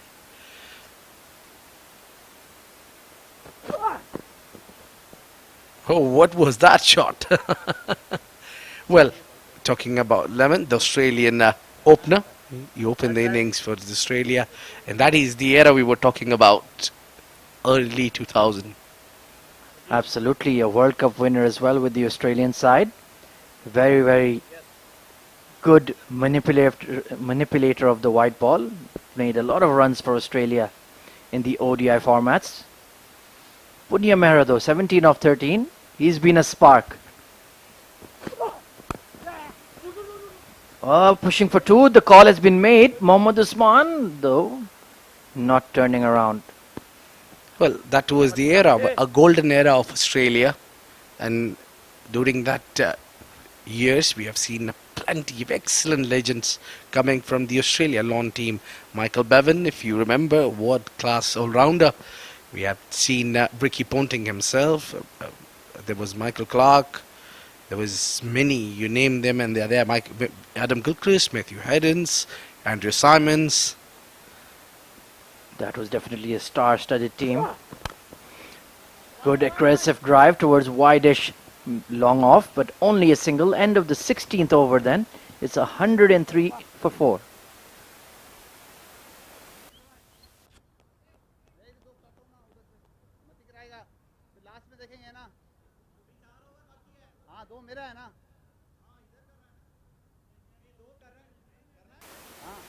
Right then, let's take a look at the IGM bowling scorecard here. Junaid Siddiqui has 2 overs up his sleeves, 1 for 6. Tawqir Riyasat 3 overs done for 27.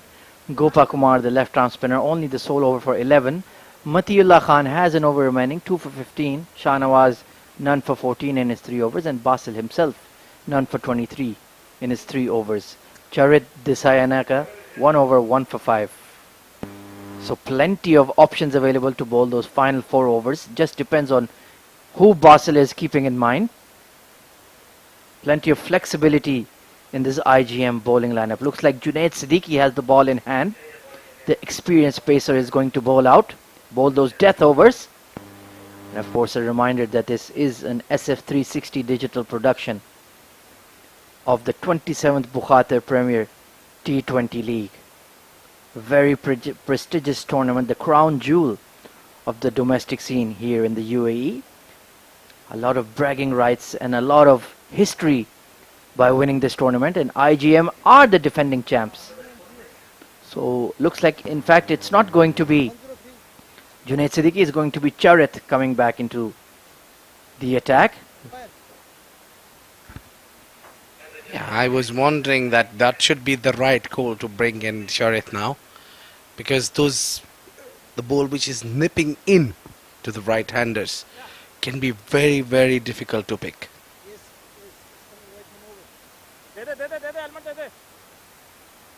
Mohammad Usman calling for the helmet then, since the fast bowlers have been brought on. That's Sanchit storming in. He is fully committed even as a 12th man. That's what I love about him. Yeah, he's a class. He's a brilliant bowler, the fast bowler, and he's into the right hands. I mean, Fahad Al-Hashmi, who has played UAE for a long time, who himself was a fast bowler, who's a coach now for the Karwan Blues, an excellent coach. Right then. This has been heaved over mid-wicket this time.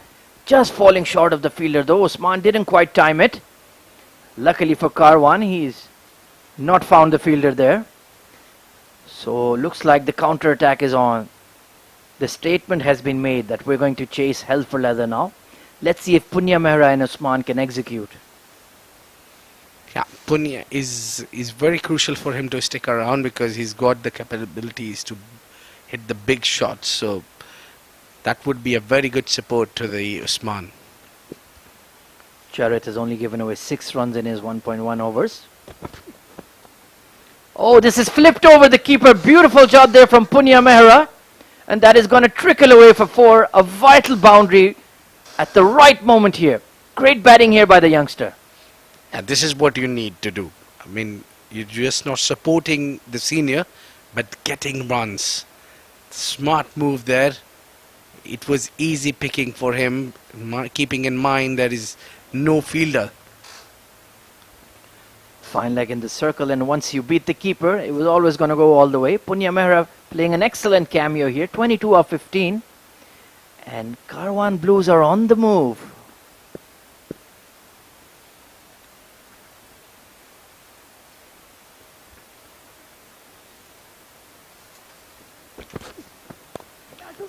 Foolish delivery, a slower ball though, worked into the leg side, pushing for 2, but they'll stick to 1.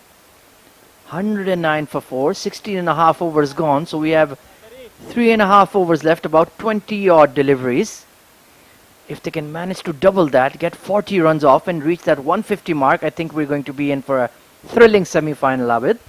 Yeah, definitely. Anything above 150, as said by Babar Iqbal, the skipper of Karwan Blues, would be a fighting total, and we do want to see a fighting total on the board, keeping in mind IGM has a very strong batting unit.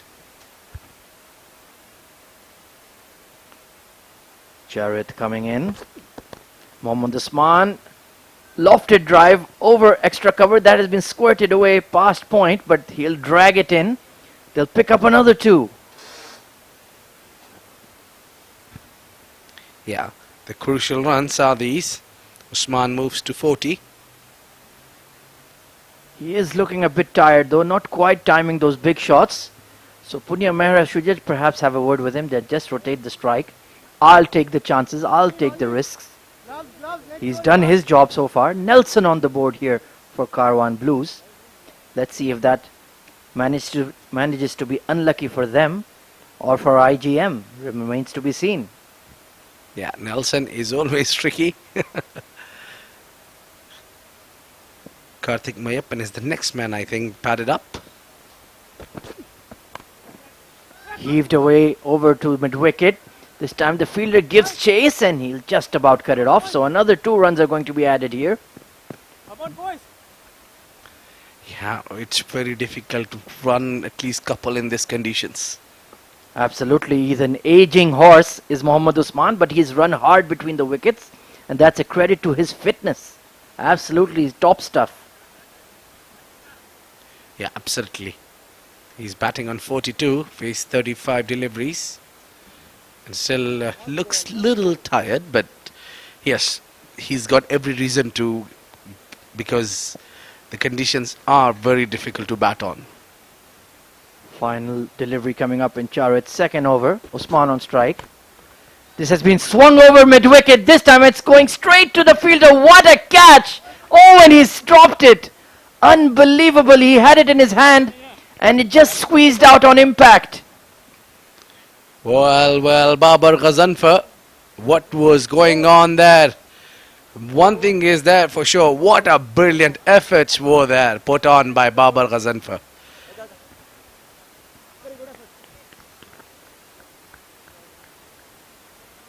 Look at the replay, what really went wrong there. Babar took a brilliant catch, tried to control, yes, no, and while flipping, he lost the ball.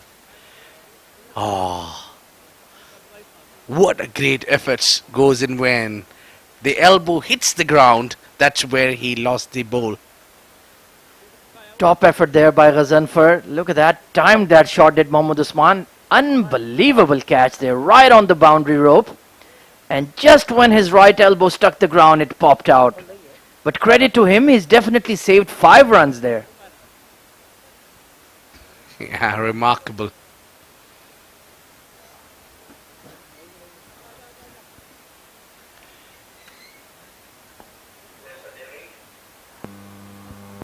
Well, the expensive over coming to an end. 11 coming off it. Sharat has been taken for a single boundary, but there has been couples, been single. The over has been very busy over. Absolutely, 114 for 4, 3 overs remaining. Punya Mehra on 23 of 16. Mohammad Usman probably would have had a 50 if that had gone all the way for 6. Of course, this is reminder of the CBFS qualifiers that will be decided between Ace Cricket School, Telecherry Cricket Club, Max Talent, B Spartan and Simply Cricket.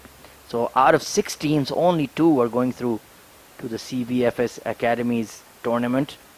Going to be very, very well contested. Yeah, looking forward for it. All the matches will be live broadcasted.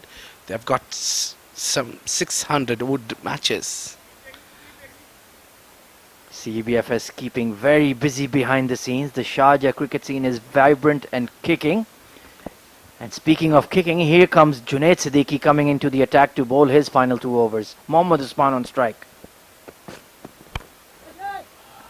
Hit over the top towards long on, and that is going all the way for a huge 6. Mohammad Usman has finally come to the party. Well, that swing of the bat was saying it all. The moment it left the bat, it was its maximum. What a hit by Mohammad Usman. This is what experience against experience. Right in the slot, and Mohammad Usman powered it over long on. Right time to get a massive 6. And he's on the verge of an excellent half century, 49 of 37. Junaid Siddiqui will need to reconfigure his plans. You can't pitch it up to him right now. 120 for 4. The charge is on from the Karwan Blues.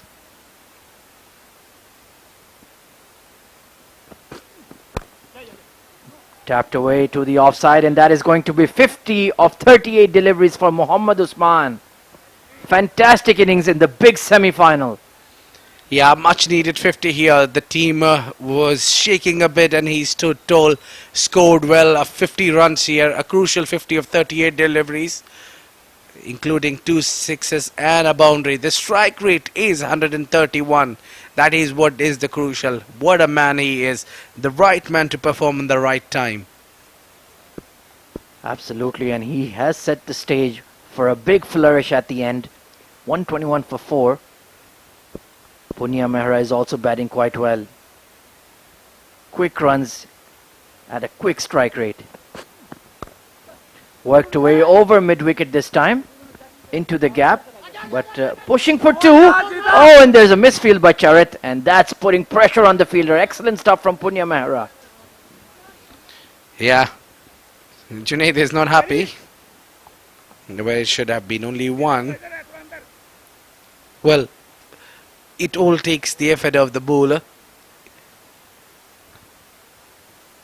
Well, if I was Junaid, I would demand they remove that fielder, to be very, very honest. Ronak Panoli and Aryan Lakra then looking on. Tense situations. This is a big semi-final of a very, very prestigious tournament. The pressure is on. I think Punya's role is very big here. He faced only 17 deliveries for his 25.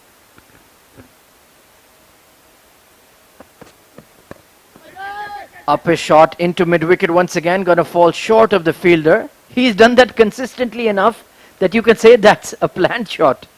Yeah, he's doing it over and over again. Maybe he knows that there is no fielder, and the finger points at that region by Junaid Siddiqui. Yes, there will be a fielder coming in. Yes. Right then, the left-hander on strike, so the mid-wicket has come into extra cover. Mohammad Usman, there's a deep square leg and a deep mid-wicket and a long on in place for him. Fine leg in the circle. So if he tries that paddle shot, that could be successful. Otherwise, that leg side is completely packed with fielders. Let's see what Usman does here. Excellent Yorker there. Wide Yorker there from Junaid Siddiqui. That's top stuff.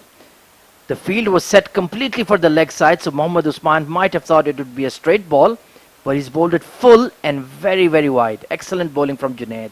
Yeah, that's a great bowling, and that's how you need to keep quiet a batsman who is playing on 50 runs. Final delivery of the 18th over coming up. Junaid Siddiqui has gone for 10 runs in this over, so we'll be looking to execute on the final ball. Driven hard through, wide-ish long off. Fielder in place. End of the 18th over then. Karwan Blues are 125 for 4.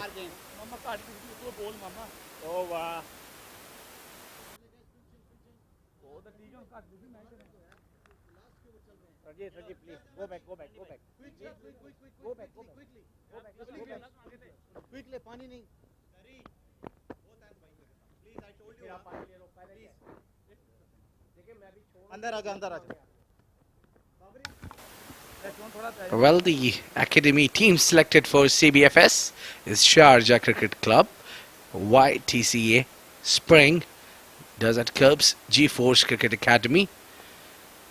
Well, these are the teams will battle in. The remaining 2 teams will be selected from CBFS qualifiers.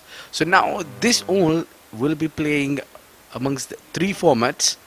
There will be a big, longer versions of these games also.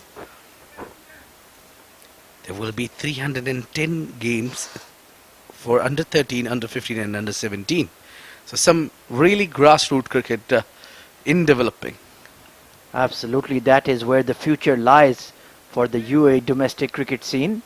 310 matches. Imagine playing that as a 13 or 15-year-old, Abid. You'd be ready for test cricket by the time you're 16. That is what is the plan, I think, yes. And that should be. You need the temperament. Well, I dare say if countries like Afghanistan and Ireland can get test status, there's absolutely nothing holding back the UAE to get test status within the next 5 years. That should be the plan, if I'm very honest. Yeah, and for getting that tag of test playing nation, we need to bring up these kind of platforms for the youngsters. Absolutely, right then. Punya Mehra on strike, 126 for 4. Matiullah bowling his final over, right at the death, 2 for 16. He's had an excellent outing. Inside edge towards short fine leg, so trying to look for that big shot, but it's quite difficult against these quality bowlers. Couple of boundaries here will definitely push them towards that 150, 145 score. But Mohammad Usman batting on 52 of 41. He needs to do something special here. Well, he's got 10 more deliveries to go in this contest, 10 legal deliveries, and they can get maximum of it if they reach 150 or 60. Hard drive towards mid-wicket this time, straight to the fielder there. So they're bowling that hard length, difficult block hole length quite well here, Mati and Junaid. Usman getting a bit frustrated though, he's batted really well. Well, I like about Basil Hamid. He's very busy captain. He goes towards the boundary line himself and comes in very, he bowls, he bats, he does excellent fielding. So he's a very good fighter, Basil Hamid. And this man on your screen, Matiullah Khan, is a very good bowler. Oh, big wide there by Matiullah. Punya Mehra was shaping up for that paddle, and I think that ball has slipped out of his hand there. I think he saw the batsman was trying to do those scoop shot early. He announced it early, so he just threw the ball away from him. That's a no ball. And a free hit.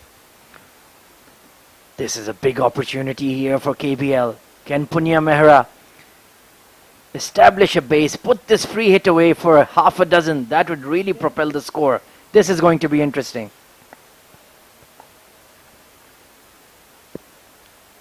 Let's see how Matiullah takes. Oh, he's tried to paddle it once again in a dot ball. What a waste of a free hit. And Punya Mehra is incensed with himself. Yeah, he's not happy. He's kicking himself. He wanted runs from those free hit. I think hitting straight would have been a better idea in a free hit. Absolutely. If you know it's a free hit and you can't get out, then why not try to overpower the bowler? Didn't need to play that paddle shot in that situation. But let's see, still has 2 deliveries to face. Surveying the field, breathing hard. Deep square leg has been pushed out, so there's a ring field right on the leg side boundaries. Maybe like to go over third man or over extra cover this time. Down the ground, he's bashed it. Yes, right over mid-off. Trickling away for 4. That is Punya Mehra's quality there. That's a class shot. What a shot that to bring 4 runs for his team. When you can bat and you have these kind of shots in your textbooks, why you need to scoop a free hit? What a good shot that is. Inside out, perfectly placed, well controlled shot. Excellent execution there from Punya.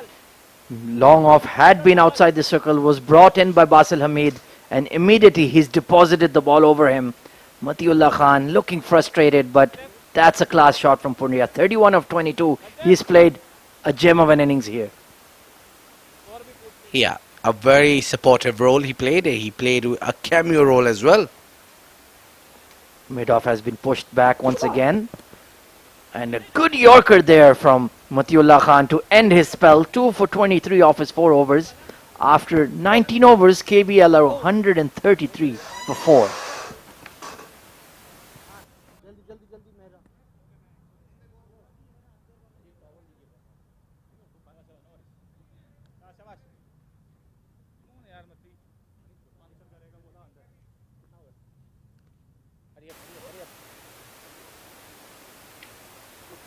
Right then, just a reminder that it's an SF360 digital production of the 27th Bukhatir Premier T20 League, live from the iconic Sharjah Cricket Stadium. We're in for a thrilling second semi-final. Of course, MGM Cricket Club with a comprehensive victory over Future Mattress in the match earlier today. Now we're deciding the second finalist. InterGlobe Marine, of course, are the defending champs of this prestigious tournament, and they're battling here with Karwan Blues, who were struggling big time at one stage. They were about 40 odd for 3, but they fought back quite well thanks to that man on screen, Mohammad Usman. 6 deliveries remaining in the innings, 133 on the board. Can they push it to 150? This has been flicked away over mid-wicket into the gap at the square leg boundary. Mohammad Usman, you beauty! Well, who doesn't know that Usman loves to play these pull shots? Everybody knows. And yet again, Junaid Siddiqui giving him a short ball, whereas he's well settled there. Look at the way the ball curved away from the fielder, from the leg umpire. That shows that he really nailed it. And Mohammad Usman, just the start he wanted in the final over. He's moved on to 57 of 43. What an innings he's played tonight. Superb top knock so far. And he loves to play these short balls, tell you what. Right then, Junaid Siddiqui under pressure, final over. Bowled him! Full delivery, hitting the stumps. You miss, I hit. Junaid Siddiqui has struck gold. Well, what a delivery that was to get rid of Mohammad Usman, who batted well, took his team to the decent total after hitting that brilliant boundary. And Junaid Siddiqui made a comeback. Oh, what a brilliant comeback there. That is the length he should have been bowling. Fist bumps all round. Excellent sportsman spirit shown there by the captain, Basil Hamid, for an outstanding innings by Mohammad Usman. 57 of 44. 2 sixes and 2 boundaries at a very good strike rate of 129. He has set the stage for Karwan Blues to finish with a flourish. Yeah, he knows that he's done his part. He stood there tall, played across the line, missed it by the margins, and the castle is being disturbed. Right then, Ashwant Valatappa coming into bat. Look at that strike rate of 191. If he can do that quickly in these remaining 4 deliveries, he would have done very well. Another talented young boy. Very, very gifted. Yeah, a wicket keeper and a very decent batsman. He's young. He's really young. Right then, facing Junaid Siddiqui. Oh, full delivery. Has then been edged? No. Oh, there's a bit of confusion in the middle. And Ashwant is going to be run out very first ball. What a tragic end. Yeah, there should have been calling, or there should have been understanding before we need to run no matter what. Because, well, Valatappa was having no idea that his partner have almost reached to him and says hi. That is the inexperience coming into play. Punya Mehra should have had a word with Ashwant that no matter what, even if you get beaten, you need to run across. And unfortunately, the youngster has been run out of his very first delivery. Yeah, sadly, but he didn't had much role into play because Punya wanted a strike, and he was the right man to take a strike. Coming in is another talented Mayappan, Karthik Mayappan. But the good thing is that Punya Mehra has managed to steal the strike. He is batting really well on 31. Karthik Mayappan only 3 runs to his name in the tournament so far. But let's see if Punya Mehra can manage to score runs of Junaid. Foolish delivery once again. Excellent Yorker there from the experienced bowler. Only 5 runs given away in 4 deliveries so far. Punya is not happy with the taking single. And Junaid is kind of complaining the umpire that batsman is running on the wicket. 2 deliveries remaining in the Karwan Blues innings. 138 on the board. If they can get 2 sixes, it will take them to that psychological mark of 150. Can Karthik Mayappan do something special here? Can he produce a big shot? He's just come on, and the first delivery he's facing, and It doesn't look realistic to hit 2 6s straight away to Junaid Siddiqui. Let's see now. Oh, short delivery there. He was trying to play that scoop shot. Another chance for a run out, but he's fumbled it. Oh dear, Junaid Siddiqui. Frustration on his face. Well, a warning there. One of the over. Very well done by Junaid. He saw the batsman was trying to be cheeky. Absolutely. But once again, I don't think they planned before that delivery that we'll run no matter what. There should have been a run out. But Junaid Siddiqui fumbled the ball this time. Final delivery of the Karwan Blues innings coming up. Punya Mehra on strike. 32 of 24. Here we go. Oh, it's a big wide that has just been bunted into the offside. So it's going to all end with a single. 140 for 6 in there, allotted 20 overs for Karwan Blues. Well, they kept a lot of pre-planned shots in their mind, playing lots of scoop shots, or parallel sweep we call it. 140 if they managed to score, and 141 would be the final total. The good part is that KBL played all 20 overs. A big credit goes to Mohammad Usman and Punya Mehra and Farazuddin, who stuck around and played all 20 overs. This is what you need to do. When you're losing wicket, try to play all 20 overs. This is what the batting card is for Karwan Blues. Fahad Nawaz 2, Aryan Lakra 23 from 21, Ronak Panoli 7 from 8, Mohammad Usman 57 from 44, Mohammad Farazuddin 9 from 17, Punya Mehra unbeaten 33 of 25. Ashwant was just run out without scoring, and Kartik Mayappan unbeaten on 1 from 1. 8 runs coming as the next rush. So 140. Are you satisfied, Ahmed? Well, I feel they are a few runs short, but it's definitely a score that's going to be tricky in a big semi-final. Let's take a look at the IGM bowling scoring card then. Junaid Siddiqui outstanding, 2 for 24 in his 4 overs. Tokir went for some taps, 0 for 27 in his 3. Gopal Kumar bowling that sole over for 11. Matiullah Khan was outstanding, 2 for 23 in his 4 overs. Shah Nawaz did an excellent job, the mystery spinner, none for 14 in his 3. Basil Hamid, the captain, was quite steady, none for 23. And Charit Disanayaka, 1 for 16 in his 2 overs. Yeah, and there has been a couple of good partnership to bring up the decent total. Well, the news from the centre is InterGlobe Marine needs 141 run to win the second semi-final. That is happening here at live Sharjah Cricket Stadium.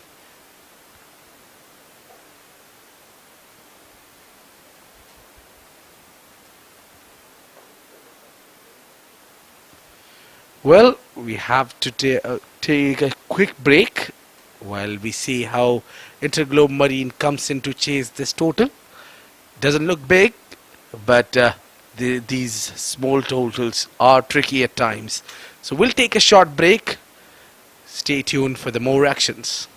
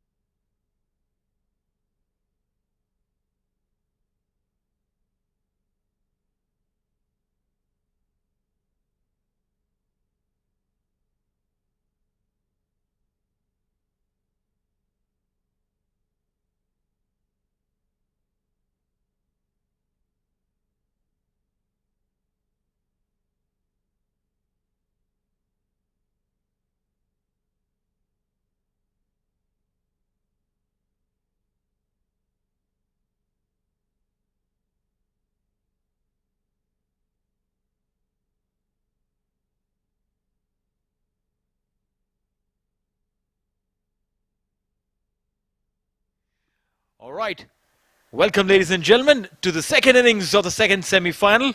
The umpires have walked in with the 2 balls in their hands, which means we are all set for the superlative game, the second semi-final of the Bukhatir Premier T20 League, the 27th edition, InterGlobe Marine versus Karwan Blues from Sharjah Cricket Stadium. I'm Neil Ojha, and joining me in the comm box is my friend Abid Ibrahim. Thank you very much, Neil. And the total of 141 looks very low total, to be very honest. But these low totals can be tricky, Neil, especially when these conditions. Completely with you on that. Chasing low totals can be tricky. From a batsman's perspective, it puts you in that mindset that, hey, it's just about 140 odd. Even if I have 2 slow overs where I haven't scored too many, I can always catch up. And in that catch-up game, they just falter at some point in time, and then is the domino effect. Indeed, that's what you need to do is you need to have one plan. Either you're going after it hard, either you want to finish it and play 20 overs.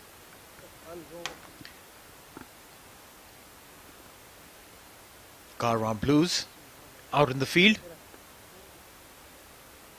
Would be interesting to see if the skipper starts with Aryan Lakra. Yeah, I got a sense that he will start with Lakra because Lakra is having the ball in the palm at the moment. The previous match as well, we saw Nilansh Keswani, a left-handed spinner, starting the proceedings. But then this time, opening the innings for InterGlobe Marine, it's going to be Sandeep Singh, a hard-hitting batsman. Yeah, the Babbar share from Punjab, Sandeep Singh Sandy, along with Dawood Ijaz, a very talented batsman, Dawood, but he's been off colour a bit, not able to score big runs while ago. But yes, I think today is the time when he need to score. Right now, if you see on the scoreboard, it's 141, so it doesn't put you under pressure straight away. So you can build the inning. That's what it gives you time. You don't need to go after every delivery coming your way. You know, you can give respect to the good deliveries. That's right. But then, does Sandeep Singh Sandy understand the meaning of giving respect? Or he thinks that, oh, it's a bad ball, I need to hit a 6. It's a good ball, so what, I'll try hit a 6. The sticker of his bat says it all.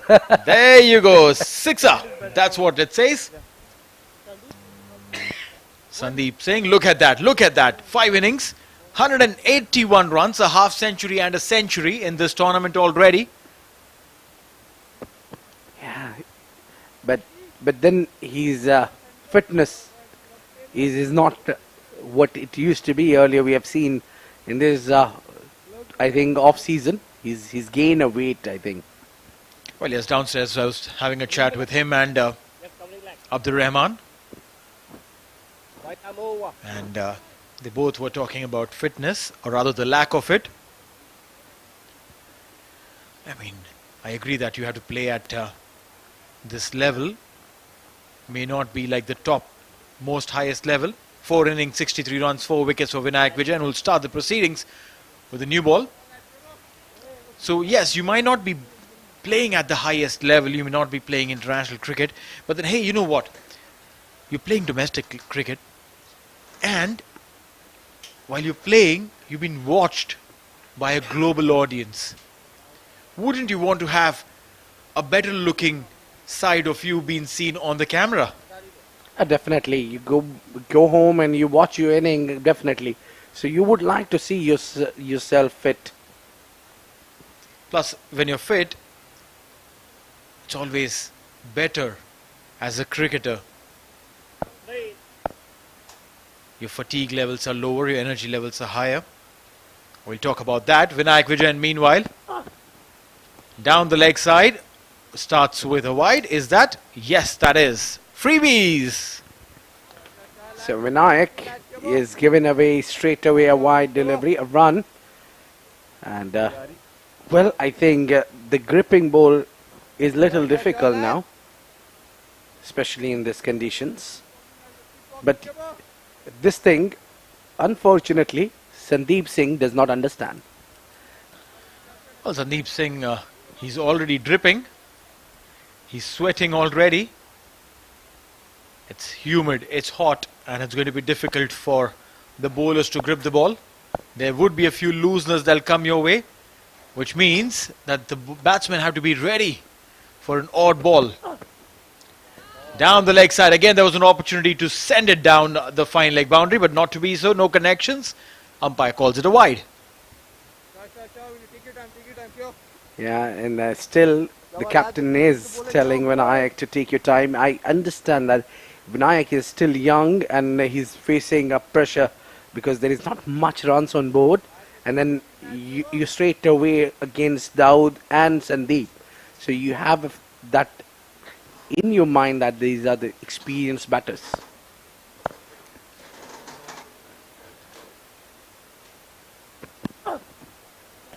And a third wide. A hat-trick of wides.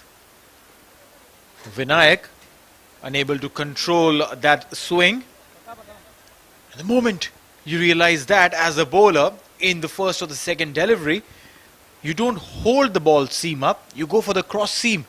Get your rhythm right, get the ball to pitch in, let the batsman do the hard work, and then fuel your ego of bowling the seam up delivery. Yeah, these things I might have learned during my teens. I mean, when I was hardly 10 years old. Well, I think Shiraz Pia had walked up to Vinayak Vijan to tell him the same thing. He was showing him the seam. Let's look what happens over here. Yeah, it's all about the control, the swing. If you coming across the seam, there will be no swing disturbing you. But still, he's coming with the seam up.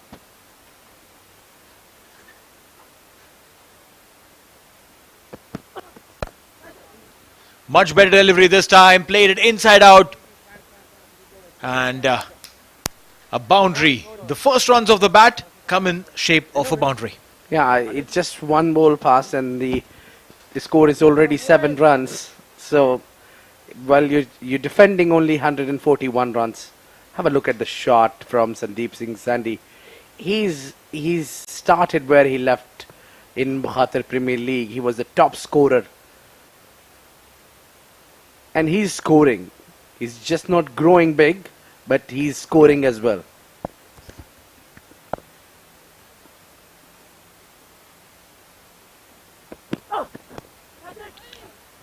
Down the leg side. I reckon it went off the pads. You have to check, wait for the umpire. Yes, the umpire calls it a leg by. A single coming in. Yeah, the captain is having word with Vinayak. Neil, I wanted to ask you this, that since you've been into coaching, how is the coach's point of view about when you're not bowling at the right areas, you're bowling these wide deliveries continuously? Does changing the end helps you? I mean, if you're coming round the wicket, you try the over the wicket. We see the bowlers usually do. Well, I reckon if you haven't been able to, get your rhythm right from the end that you're bowling, from the side that you're bowling, meanwhile a visitor just getting onto the camera, not the best spot to be in because all eyes are on you, and especially the batsman who's very upset. The bowler who's steaming in has to go back. He's upset. Oh, come on. You can't be the favorite of anyone then. Sunil, you left me half there. Right. So, I mean, if you're a bowler who's bowling over the wicket time and again during your nets, during your game, 80% of the times you're bowling over the wicket. If you're unable to find your rhythm there, tell me, how is it possible to find the rhythm when you go around the wicket and bowl that one delivery because you've just been off rhythm from over the wicket? So what is the best thing to do while you're bowling those extras? Come, think, talk to yourself, calm yourself down. It's all about nerves. Oh, beautiful delivery there. Look at that. You just need to calm down, because what happens is many a times it's not about your skill, because the skill is there. The skill is there, and precisely that's the reason why you are there as a part of the team. Precisely that's the reason why the captain has given you the new ball, because they've seen your skills. Now when things go a little haywire on your way back, which is pretty long, talk to yourself. Go back to those times when you've bowled some brilliant deliveries. Remind yourself of those moments, and it's just getting those mental wires connected right. So, Ewan, the game of cricket is completely about mind games. Yeah, I mean, more than playing mind games with the others, get your mind's game right. Yeah, playing mind games reminded me of Rohan Mustafa. Yeah, he plays a lot of mind games with the players. 9 runs of this over so far, 5 deliveries. One last one to come.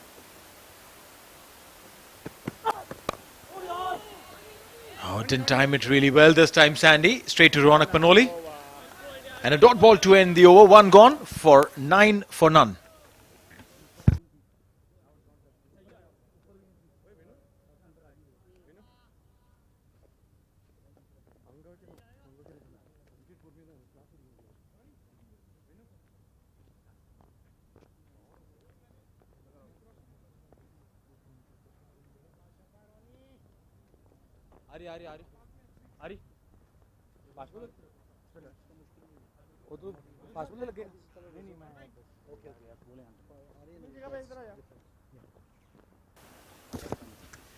Right, JMR Sporting, a beautiful venue under the supportive hands of Sharjah Cricket Council, developing cricket in this region, ensuring that everyone who wants to play the game gets to play the game. Pretty soon we'll show that visual again so that you can take a screenshot, save the number and call them tomorrow morning. Book yourself the turf and get a game or two. 3 innings, 2 wickets, 43 runs for Ronak Panoli. Left arm spinner. 18 years of old. He's got plenty of time and he's already a fine batsman and a good bowler, a handy bowler.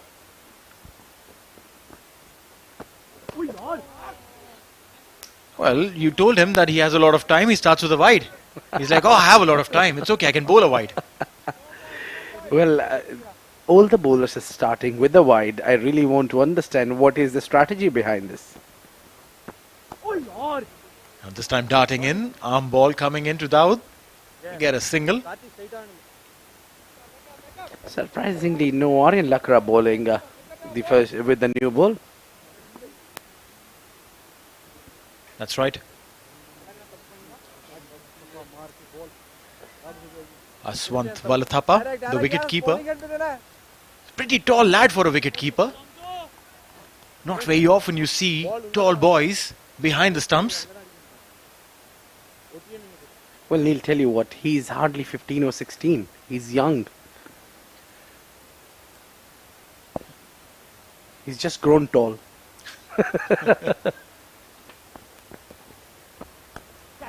Low full toss and dispatched. If Faraz can't stop it, no one can.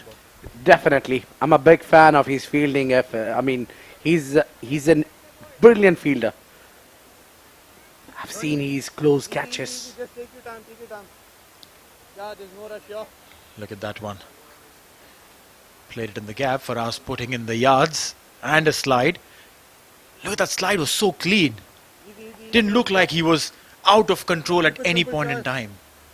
Yeah, what I see is that he loves to field.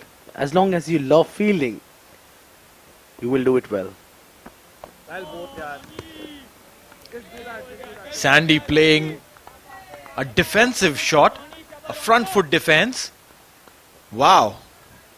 Watch it now. Remember this. You don't get to see this often. It's almost like Halley's Comet. Comes once in 75 years.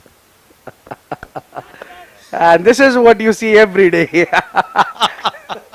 A big six from big man Sandeep Singh Sandy hitting it over the cow corner. Brilliant shot there. muscled it over cow corner for a max. Ruthless, absolute ruthless. He's unstoppable. When he gets going, he's simply unstoppable. And if you bowl it that in his zone, in his area where he loves to play, he will punish you all day along. Oh man, seriously. I can only imagine the psyche of the bowler after being hit so ruthlessly. They feel that batsman is not giving me the respect that I deserve. Oh, come on. I mean, if you're getting hit this way, I mean, the respect within yourself, your self-respect would be down in shatters. You cannot expect any kind of respect from anyone. You start self-doubting yourself. Well, the big sixes does the dent in your confidence. It does. And especially if you're a spinner, because, the batsmen do think that, hey, it's a spinner, I want to hit them big. I think I can feel it much because I have myself been a spinner.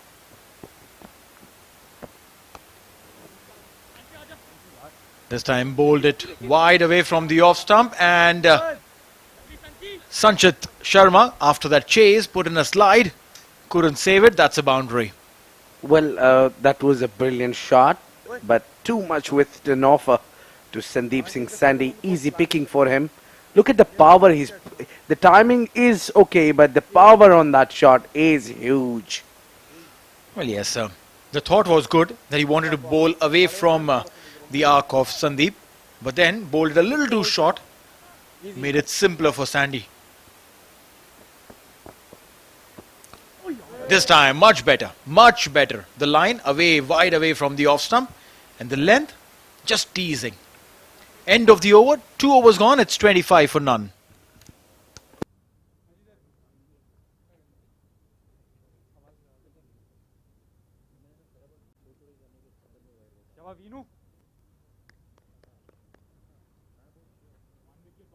Sure, lads. Quick changes, boys.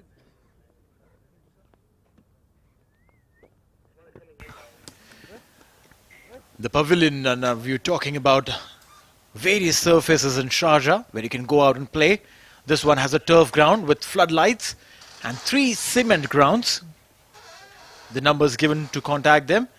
It's in Al Daid in Sharjah. And as we said, that Sharjah Cricket Council supporting and promoting venues in Sharjah where you can go and play this beautiful game of cricket. Coming in live from Sharjah Cricket Stadium. The second semi-final. Didn't time it well, but will still get a boundary. What a good looking shot there. Runs coming in galore. 412 boundaries. Vinayak taken for a boundary on the very first delivery. Joining me in the commentary box is Mr. Mazhar Khan from Sharjah Cricket. Mr. Khan, good evening. Hi Neil, good morning. Well, yes, looking at that watch, it's 1:20 a.m. UAE time. Good morning. Good to see this, the semi-finals, the 27th Bukhatir T20 League, and hopefully tomorrow will be the final. Wide outside the off stump. He was plagued by bowling those wides down the leg side, Vinayak, in the first over. As many as 3 of them, and now he's gone on the other side. Fast bowlers, there are times when they just lose the track. They have to concentrate and come back again to bowl the ball at the right position. And the young boy, I'm sure he'll learn. This one again outside the leg stump. A wide ball. We were having this conversation a while back when Vinayak was bowling. And Abid did ask this tricky question. Should the bowler change the bowling sides? Should he come from over the wicket to round the wicket if he is bowling too many wides erring in line? I had my point of view. Would love to hear yours. I think that they have to do a lot of practice at nets too. It's not that you just come into the game and start bowling. Probably the lad needs a few hours of serious bowling in the nets and trying to keep good line and length. And that should be that will help him. And in important matches like these, if one bowler goes haywire, then it becomes easy for the opposition to, the chase is not big. I suppose it's just 141, and it becomes easier for the batters.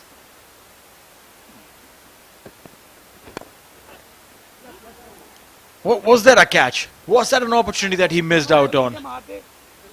Or did it just bump off and came to him? Looking at the reactions there. boys. Oh yes, he missed that one.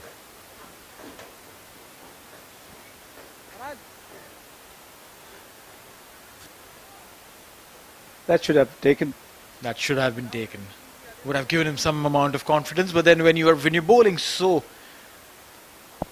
poorly, your confidence is already dented. Sure.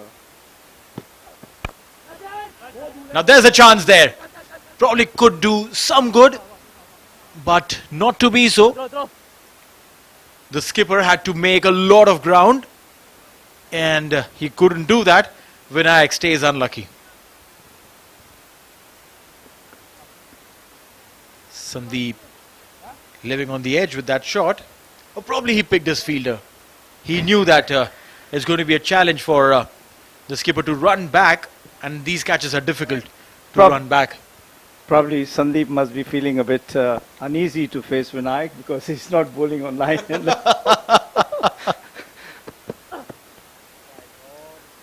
Now again a wide.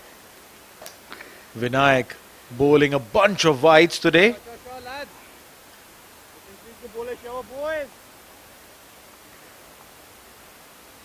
In the middle of the over, as much as you talk to the bowler, as much as you tell him, there is a constant chatter that's going around in his mind. Plus, the teammates are talking to him. There's so much going through this poor lad's mind right now. He just wants to complete the over. That's what he would be praying, that let me finish these 3 balls. My God, that's again a wide. And funnily, sir, during such times, the seniors will come and say, it's okay, get those balls hit for 6s, no problem, but don't bowl a wide. But then as a bowler, you don't want them to be gone for 6s. Yeah, but then again, you see, the time comes when he has to just slow down the pace or do something which he can just bowl it on line, and maybe he can get the batsman out also, bowling a good delivery. And as I said, even the batters look a little uncomfortable facing such bowling at times. Oh, look at that, Sandy. Lucky for him. Got his little inside edge onto the thigh pad. Ricochet from there. But again, we saw Vinayak still holding the seam up. He's not retorting to this cross seam, classic old school, old age ideology that, hey, if you're unable to manage the swing, just go ahead, hold the ball cross seam and deliver it straight on the stumps. Probably the lad has to learn a lot.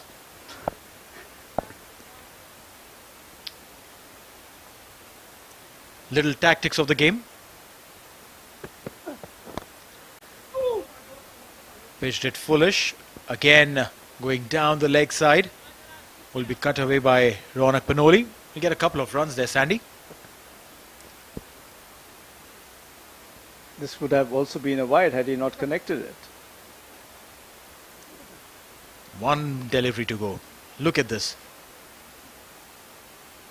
He's already bowled 10 deliveries in this over. One more to go. Also, bowling so many deliveries drains you from the energy that you would have. And that's a very good delivery to finish the over. That is the end of a very long Vinayak Vijayan over. 3 overs gone.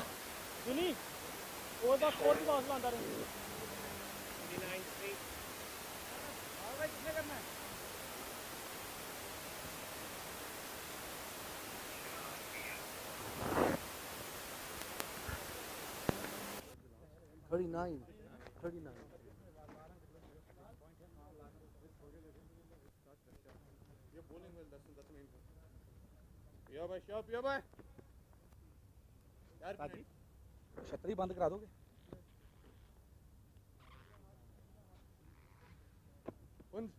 बिल्कुल सामने lefty fast bowler बिल्कुल सामने Someone has to come short to that's it. Faizan वो छतरी उतार दे उधर से One short to. वो छतरी बंद कर दे यार छतरी बंद कर दे Short to. I think. राज भाई का तो वैसे ही इधर से आता Yeah, bhai.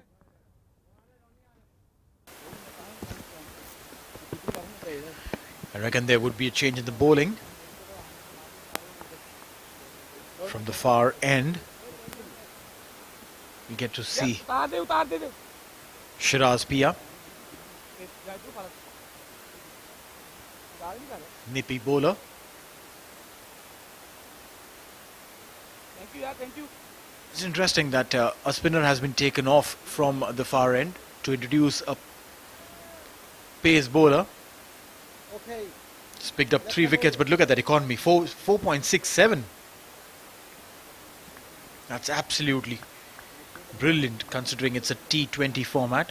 In a 20 over format, anything below 5, you're talking gold. Shiraz Pia.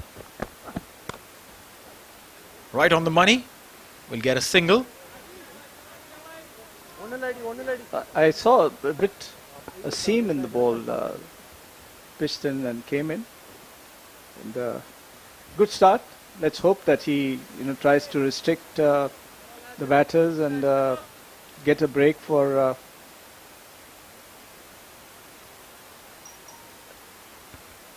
Karwan.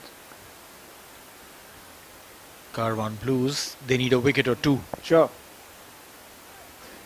Especially of this big man, Sandeep Singh, who's on strike. A dot ball.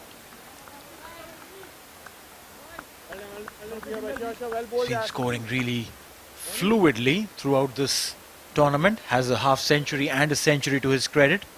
Yeah, he's been doing well since last couple of years, I think. Though he has put on a lot of weight, but quite a consistent performer.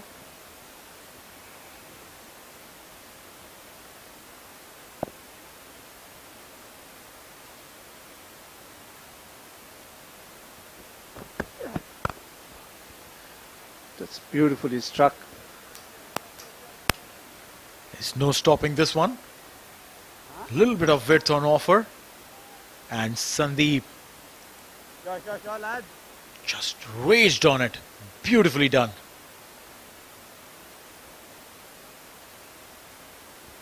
When you are in this kind of a form, you literally see slightly poor deliveries as opportunities to score boundaries.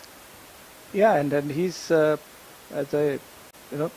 he's quite a consistent cricketer. I mean, he's been playing here for quite some time now, and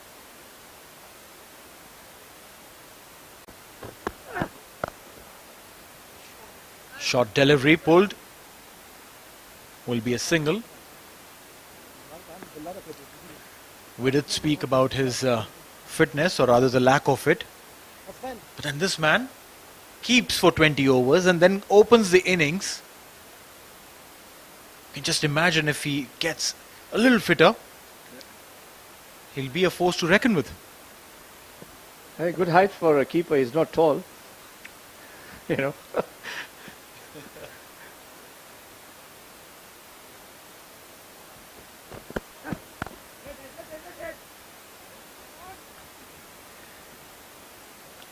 Pia has bowled well so far, except for that ball which pitched a little wide outside the off stump, where Sandeep lashed on it. And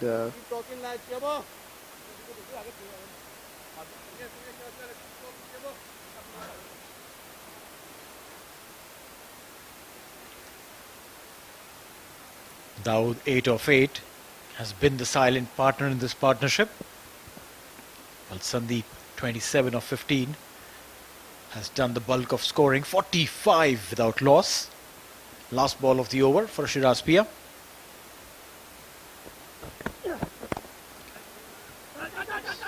And the steal a single, look at this. We're talking about Sandeep Singh. he's not as fit, but then stole a single. Well done there. End of the over. It's 46 without loss.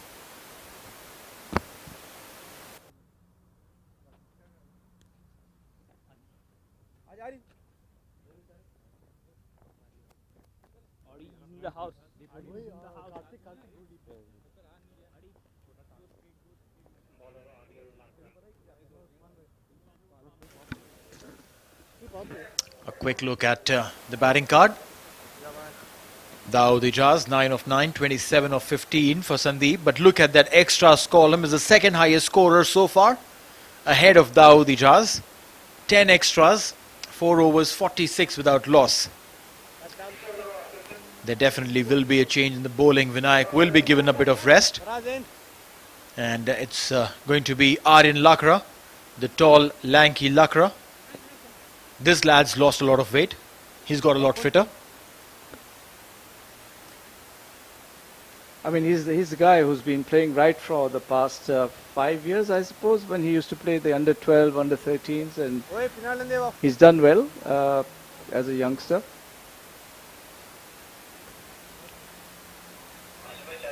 Aryan Lakra hasn't got a wicket in this series yet.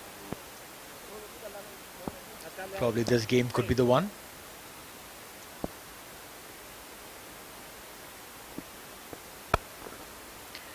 Shortish delivery and punished. 4 runs on the very first delivery. A shot one and a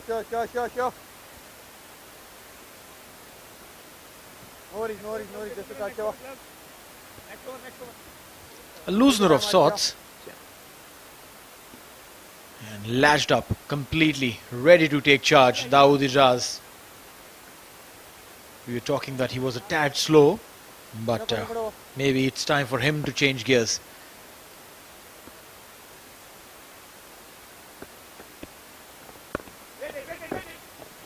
Dot ball. So we are at the business end of this tournament, Mr. Khan. Tomorrow would be the finals. What next at the Sharjah Cricket Stadium after that? well, we are going to give a break. We're going to rest the wickets and prepare ourselves for the forthcoming IPL games, as well as inshallah the World Cup 2021. So we are going to have a busy season, Neil, from September onwards.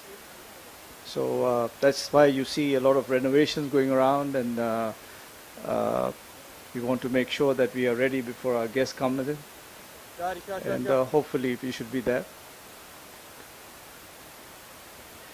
We saw some amazing matches hosted at Sharjah Stadium.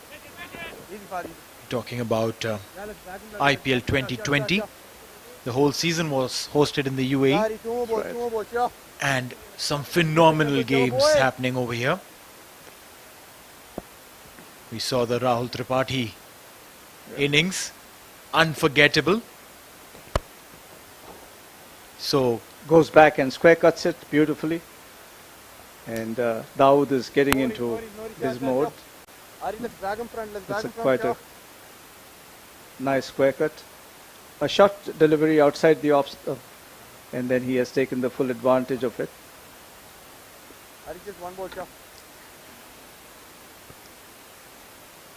So while the wickets would be rested and worked upon, and we see a lot of renovation happening, barring this commentary box, everything on our left and our right is all under wraps.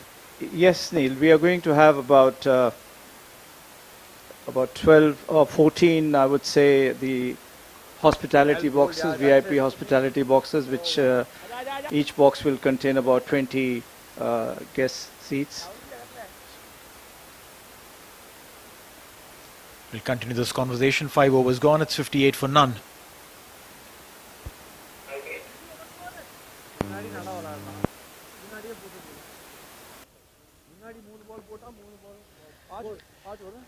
As far as the bowling is concerned, Vinayak Vijayan, 2 overs, 22 runs, an economy of 11. Ronak Panoli, 1 over 16 was expensive. Shiraz Ahmed, 1 over 7. Pick of the bowler so far, and Aryan Lakra again amongst runs. 12 runs haven't lost a wicket there. Karwan Blues haven't been able to pick one, let's say so. In the commentary box alongside me is Mr. Mazhar Khan from Sharjah Cricket Stadium. We're talking about the development, looking forward to IPL and the ICC World T20 Championships. So it's going to be a pretty busy season starting from September, Neil. I think hopefully the IPL is planned to start from the 19th of September, and then we'll finish around middle of October. Then the ICC T20 World Cup will start around the 17th of September, October, and that should be over around the middle of November. So we are bound to see some good franchise cricket, as well as the World Cup itself, with 12 countries fighting for the honours. So as you know, Sharjah has always provided some thrilling cricket, and we hope to see a lot during this time.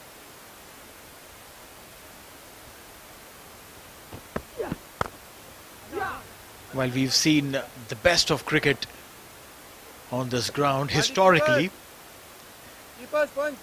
One player that you would want to see come and bat on this surface and send the balls packing straight on that road outside. I mean, beat the IPL, beat the World Cup. One player. It's difficult to get. It's really difficult, because these youngsters who are coming out of late are brilliant hitters of the ball, and you have seen the last IPL, we never knew a lot of names, but then those boys have done so well, and you never know, we may be having a new bunch of boys who will be taking on the mantle and taking charge for their teams, because franchise cricket has got so many youngsters coming out. I mean, you have just recently seen Zazai from Afghanistan. Oh, he was brilliant. Exactly. So, you never know who will be another Zazai to come forward in the IPL. So, it will be interesting. It will be challenging. And as you know, that we have laid down two fresh wickets, which will be playing on them for the first time. And I'm sure there will be a lot of, interesting competition. You spoke about Afghanistan, and we've known that the son of an Afghanistan great has been training at the Sharjah Cricket Academy. I'm talking about Mohammad Nabi's son. That's right, and he's just about maybe 16 years old, and he bats well. So good to see these youngsters, utilizing our facilities here, and Afghani boys are, quite a number of boys are playing cricket here as well. So it's interesting to see. And now that Rashid Khan has recently been appointed as the captain of the Afghanistan side, so let's see, there may be some surprises in the pipeline. Afghanistan can, on their day, they can, with Rashid's 4 overs, you can expect anything to happen. True. In fact, I remember during the Afghanistan-Ireland series here at Sharjah Cricket Stadium, I was talking to Mohammad Nabi for an interview, and I asked him that generally in the subcontinent, the concept is that a doctor's son would end up becoming a doctor, an engineer's son would end up becoming an engineer. So, Mohammad Nabi, are you looking for your son to become a cricketer? So he said that, well, I want him to focus on his studies, but then if he wishes to play cricket, I would love him to play cricket. And I can tell you that if he wants to play cricket, I'll bring him here to play cricket. And I think that, he's probably stayed true to his word. Yeah, and we have seen him bat here. He's got a few runs. I think he's quite an aggressive lad. So wish him luck. I'm sure, maybe he'll follow his father's footsteps and represent Afghanistan in the years to come. Well, meanwhile, the power play overs have concluded. We're talking about some fantastic facilities in Sharjah. GMR Sporting is one of them. 2 turf grounds, 8 practice wickets with floodlights. And as I always say, take a screenshot, save this number, and call them up tomorrow so you can have your weekend or weekday fixes and go and practice some cricket on the nets, and right adjacent on those 2 beautiful turf grounds, go and play some cricket. Sharjah Cricket Council supporting every single individual who wants to play cricket, because the love for this game can never cease. Mr. Khan? Well, it's a very nice venue, I would say. It's a more family-oriented venue, and a lot of corporates can utilize these grounds, which is just on the outskirts of Sharjah.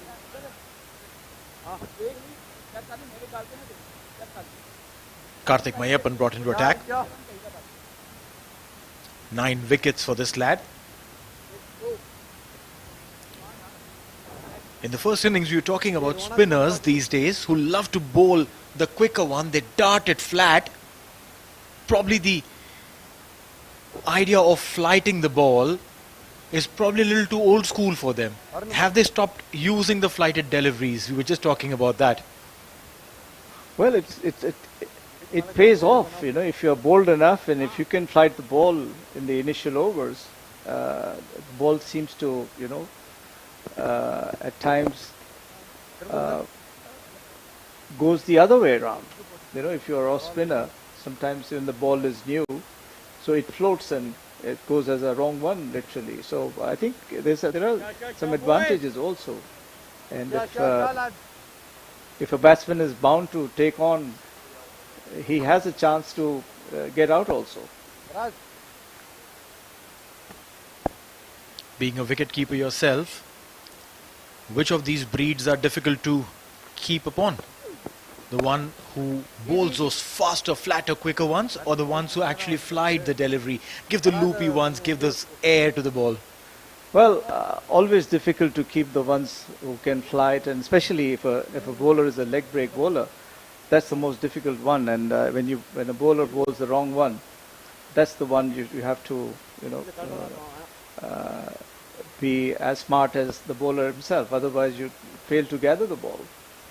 So it's easy to stand back and, you know, be a goalkeeper rather than, you know, when your test comes in when you are bowling, keeping to good keepers. I mean, good bowlers.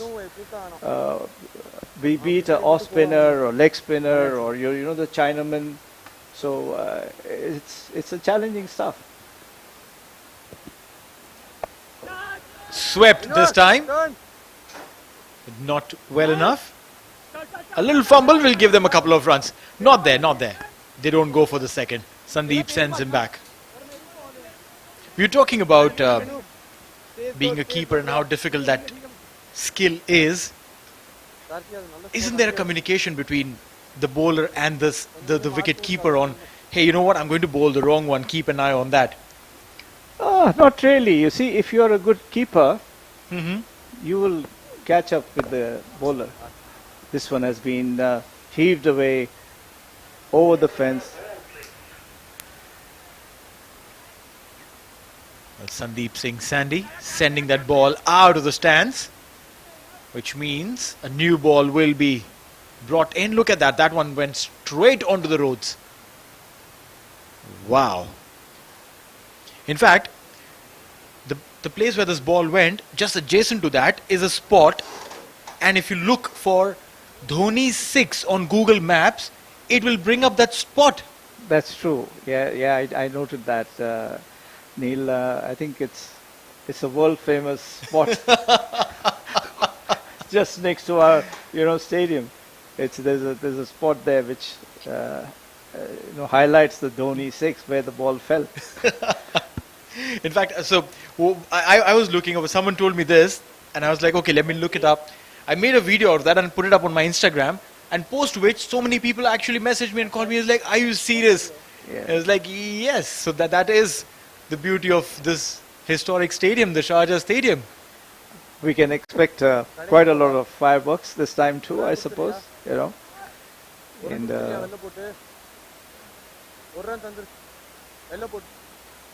This is phenomenal. 71 not out, 71 without loss, beg your pardon, in 6.5 overs. One last delivery of this over, Kartik Mayappan. Cut away, will get a single to end the over. 7 overs gone, it's 72 for none.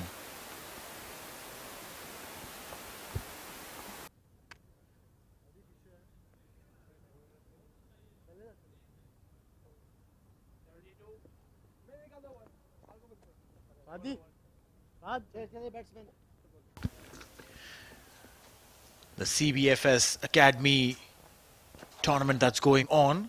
6 teams have already been selected for CBFS, Sharjah Cricket Academy, YTCA, Spring, G-Force, Desert Cubs. 2 teams will be selected from the CBFS qualifiers. 5 teams will be fighting for those 2 spots.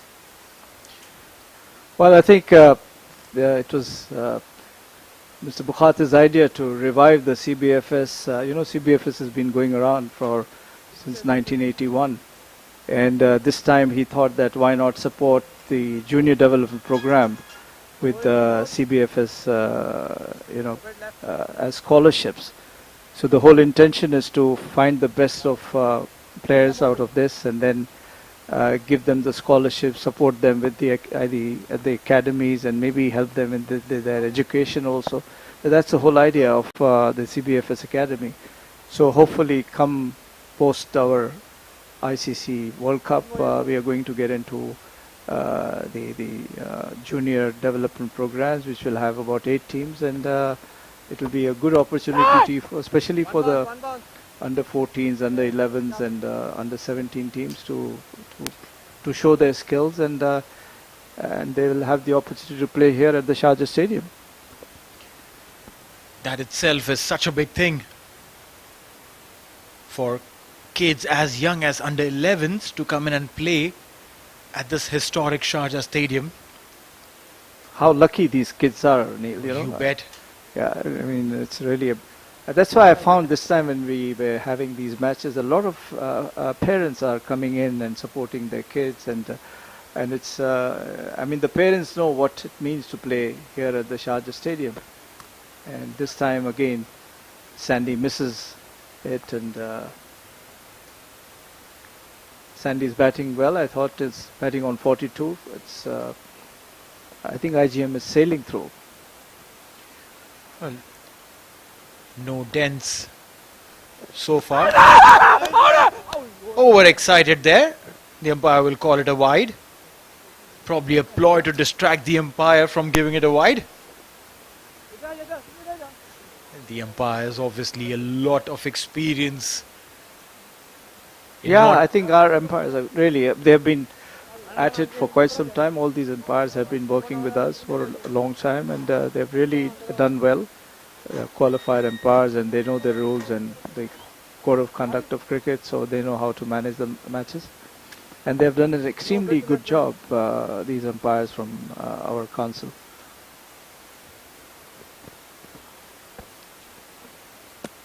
Ball staying low there, no pace whatsoever. But that tricks and takes away from the momentum of a batsman when an unorthodox bowler is bowling. The action is not the regulation action. Even the ball wouldn't have enough legs to reach at that pace that probably we saw. I think Sandy must be waiting to get the first opportunity to throw him out. You just have to play a little late. Gets off strike. Probably that's the most simplest thing to do for Sandy. He's probably telling Dawood, just play the next 3. So going back on the CBFS development program, I think there's a lot of things in store for the youngsters, and also we are coming up with additional practice facilities at the stadium for them, and there'll be another 5 wickets to add on to help these youngsters have regular practices, and also there's quite a lot going on, and hopefully This one just tapped for a single. And more matches provided to these youngsters, I think they will improve day by day. And I'm sure there's a huge difference now, Neil, between what we saw 5 years back to these under 14, under 15 boys playing cricket now. There's a tremendous improvement in their quality of play. And this is all due to the number of matches they are playing these days, you know, other than the practices at the nets. They have been given a lot of opportunity to play cricket as well. With so many, this one has been struck hard over the bowler's head for a huge six.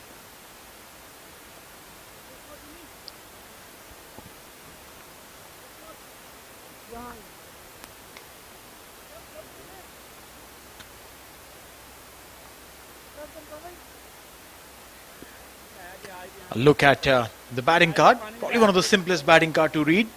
Dawood Ijaz, 25 of 22, 49 of 26 for Sandeep Singh. 11 extras. 8 overs gone, 85 for none. Thank you, Neil. I'll take leave and let's invite Abid and Ahmed. Thank you.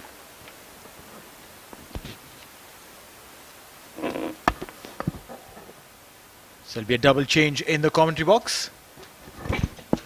Ahmed Khwaja will be joining Abid Ibrahim. Thank you very much, Neil, and thank you very much, Mr. Khan, for giving all these important informations about CBFS. Whereas, coming back to the game, it's been 11 runs almost an over achieved by Team IGM, and Team Karwan Blues yet to get a wicket here.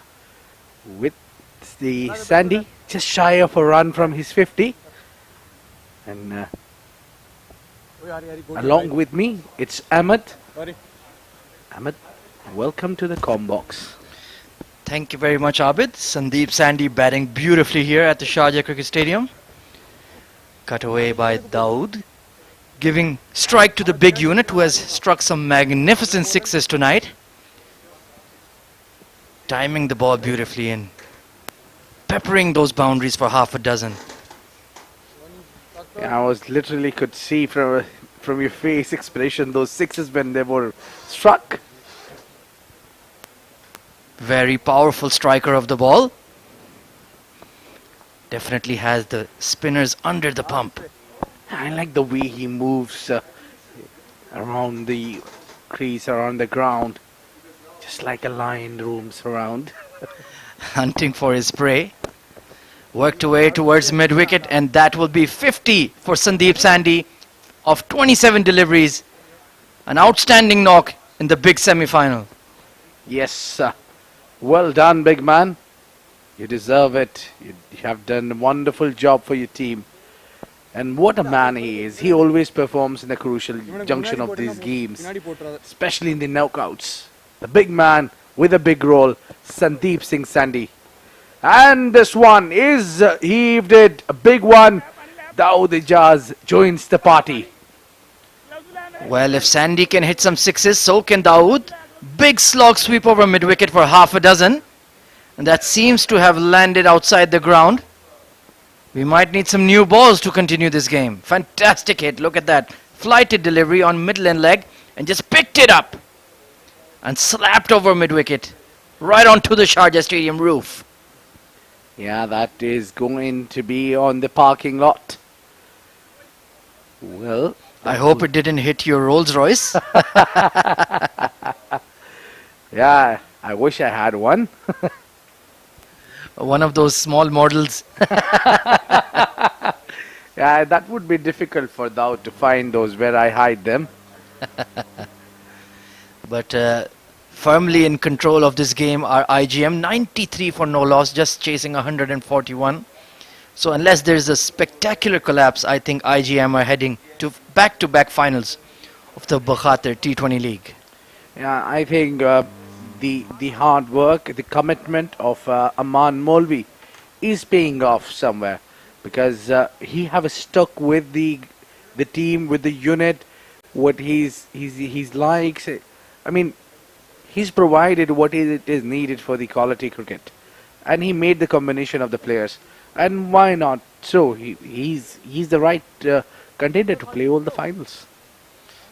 Absolutely. 32 of 24 now. Dawood has taken his sweet time, but now he's picking up his strike rate as well. Karthik Mayappan gone for 18 of his 1.5 overs. He's feeling the heat. Nicely bunted down the ground for a quick single. So that's excellent batting from Dawood. Just hit a 6 and get off strike. Yeah, they are. I mean, they are pressureless now. There is no pressure absolutely, but still they are not going after every delivery. Dawood just struck a big 6 and then he got to the other end, which is a smart thing to do. Sandeep Singh Sandy or Triple S batting on 50 of 27. Excellent run rate right now for IGM. Just the way you want to approach a run chase. Big hit across the line. It's in the air. Karthik with a full length dive, but just couldn't get there. Spectacular effort. Yeah, he's not happy. He's not happy. The captain is not happy. Karthik is not happy with himself. And the big man, cat's alive. He's batting on 51. Good flighted leg break there from Karthik. Got him to drag the ball across the line. Miscued it. A full-fledged diving effort there from Karthik. Just couldn't get it within his grasp.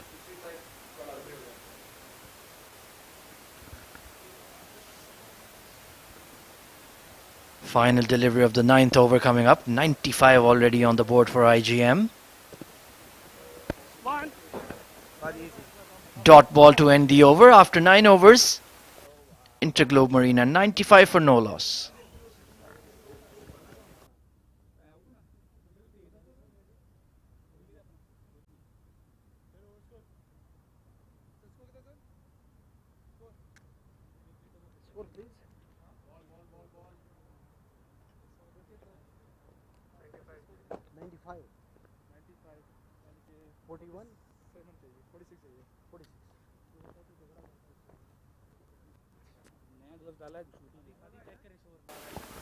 Well, that's the batting card. Only 2 batsmen has been used by InterGlobe Marine. Dawood Ijaz on 33 from 26. Sandeep Singh 51 from 28. 11 extras. Babar and Basil listed to come in next, but the way Sandy and Dawood are batting, looks like their services won't be required in the batting department. As Ronak Panoli, the left arm spinner, coming back into the attack. I feel this can be, oh sorry, it's the captain Babar himself coming into the attack. Ooh, swipe across the line. Sandy has missed it, all ends up. Good flighted delivery there from Babar. Yeah, Babar has been given away 13 in his first over. Yet to continue. He's looking for a wicket. A very short run up. Slightly ahead of umpire. This is going to be interesting because Sandy has made his intentions very, very clear. Drags it across the line, mistimed slog towards mid-wicket. Straight to Faraz at the mid-wicket boundary. Good spirit there, competitive spirit between Babar and Sandy. Fist bumps all round. You can of course watch the Bukhatir T20 League on YouTube on the live stream. The page is Sharjah International Cricket Stadium, no gaps, or even on Facebook Live at Sharjah Cricket Stadium Official. Every game, every moment of this tournament is going to be live, so be part of the conversation as well. Dawood steps out, hard hit between Sandy's legs. That could have been interesting if it hit him, but safely done in the end. Well, I think there is 2 ways only to tackle Babar Iqbal. Come down the crease or wait for the ball.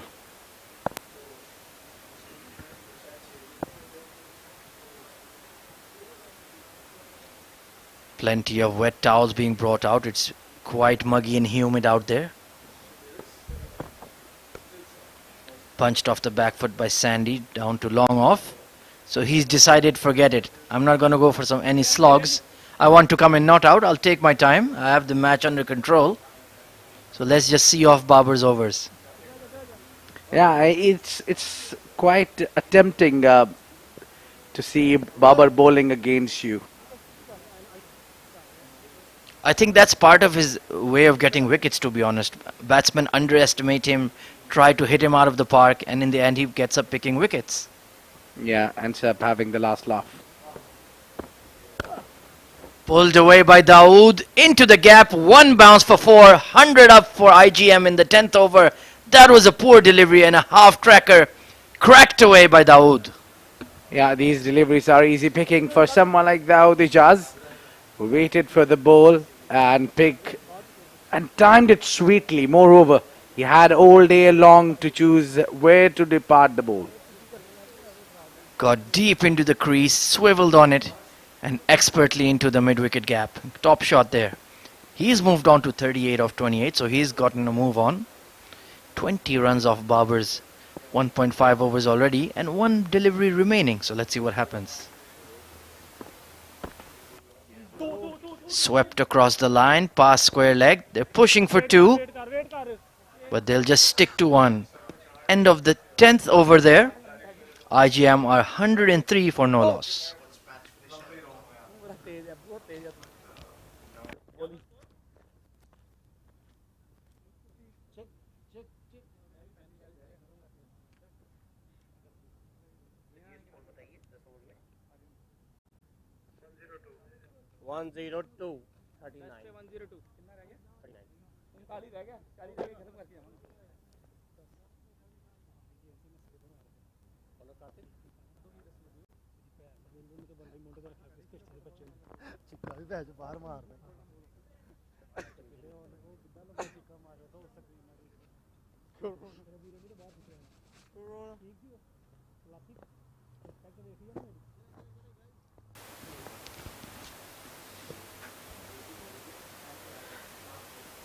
So you are watching us live from Sharjah Cricket Stadium, the iconic cricket ground, hosting the most number of ODIs in the world.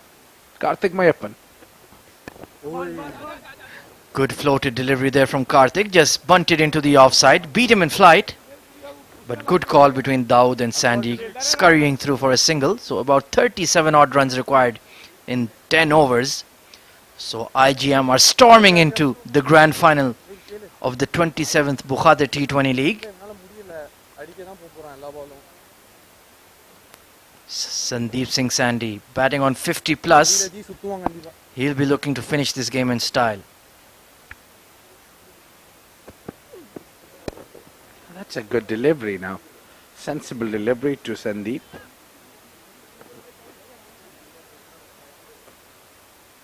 Yes, he's batting on 54 of 32, so probably impossible for him to get 100. Dawood has raced on to 40 as well in quick time. He's really taken over the aggressive role. Sandeep did the initial hard hitting, and now it's Dawood's turn to counter-attack the spin.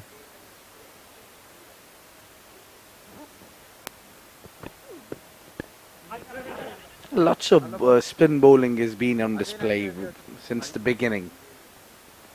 Yes, we saw Shahnawaz Khan and Basil Hamid bowling for IGM, and now we have Karthik Mayappan, Ronak Panoli as well. In the earlier game, we saw Nilansh Keswani had an excellent performance. So a lot of variety and a lot of top quality spin on display in the Bukhatir T20 League.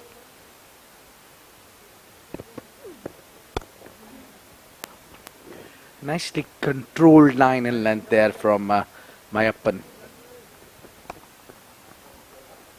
Yes, he's been quite impressive, although he's been hammered a bit. But his control and the way he spins the ball off the straight has been quite impressive, I have to say. Yeah, and Sandeep is taking his time, doesn't want to lose the wicket.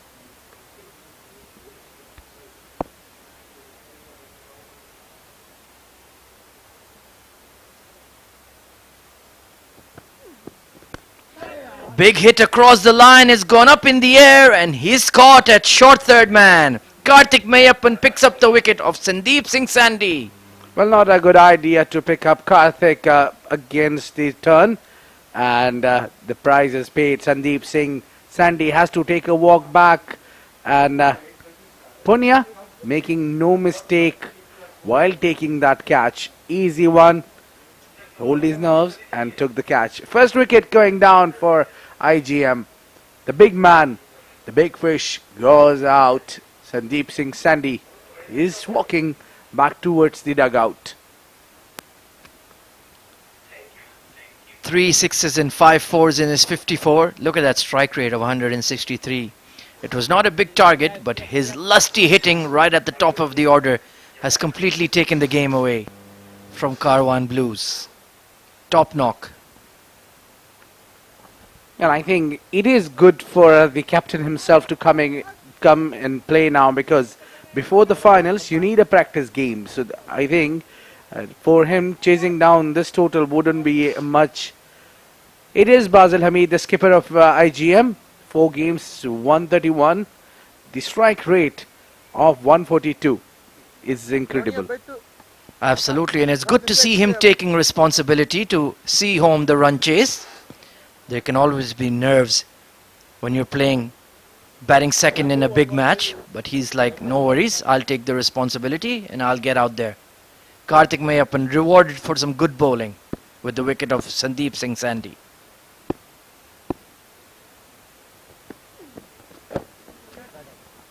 Nicely worked away to the leg side for a single as Basil gets off the mark safely.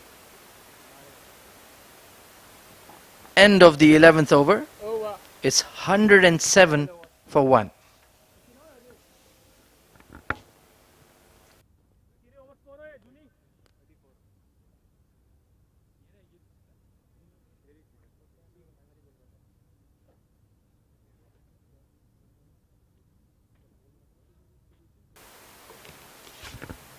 Right then, let's take a look at the bowling scorecard for Karwan Blues. Vinayak Vijayan struggled with the new ball. 2 overs, none for 22. Ronak Panoli, the sole over, going for 16 runs. Sheraz Ahmed Pia has been the pick of the bowlers. 2 overs, none for 11. Aryan Lakra, 1 over for 12. And the leggy Kartik has been quite impressive. 1 for 24 in his 3 overs. Babar Iqbal, the captain, getting hammered in his 2 overs, none for 21. 11 extras, that's an absolutely unacceptable level of extra runs given away in a small run chase. Therefore, IGM are right on the doorstep of entering the grand final. Ronak Panoli then coming back into the attack. Let's see if he can buy a wicket here.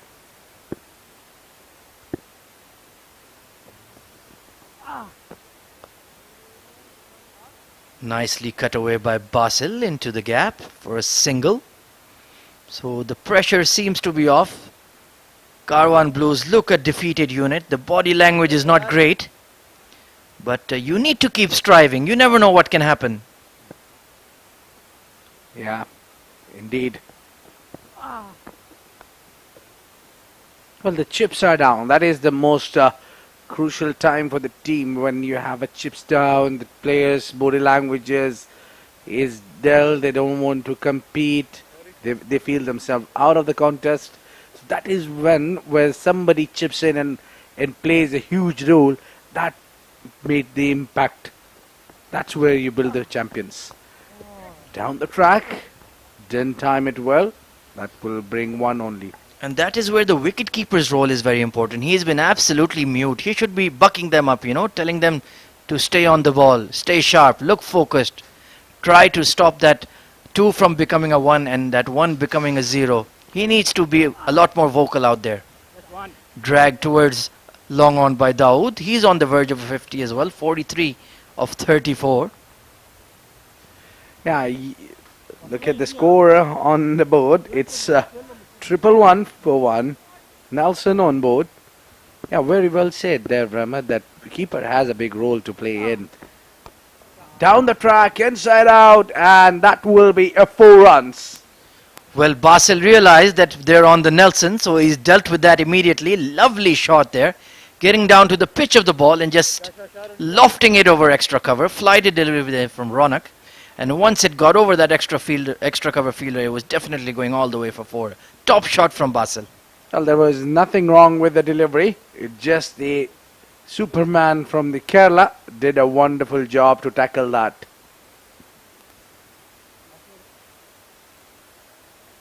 115 for 1. Final delivery coming up in the 12th over from Ronak. He's gone for 24 runs. Quite expensive. Down the leg side, and the keeper made no effort at all to reach it. Thankfully, it's not going to run away for 4. But Karwan Blues looking very, very dejected out there. Yes, and they are in trouble. Sharjah, I've seen, I just saw him on the screen. Where was he while bowling? I didn't see him bowling, but he's the spearhead. 3 wides down the leg side from Ronak. One more delivery to come. Nicely cut away past point by Basil. End of the 12th over, it's 119 for 1.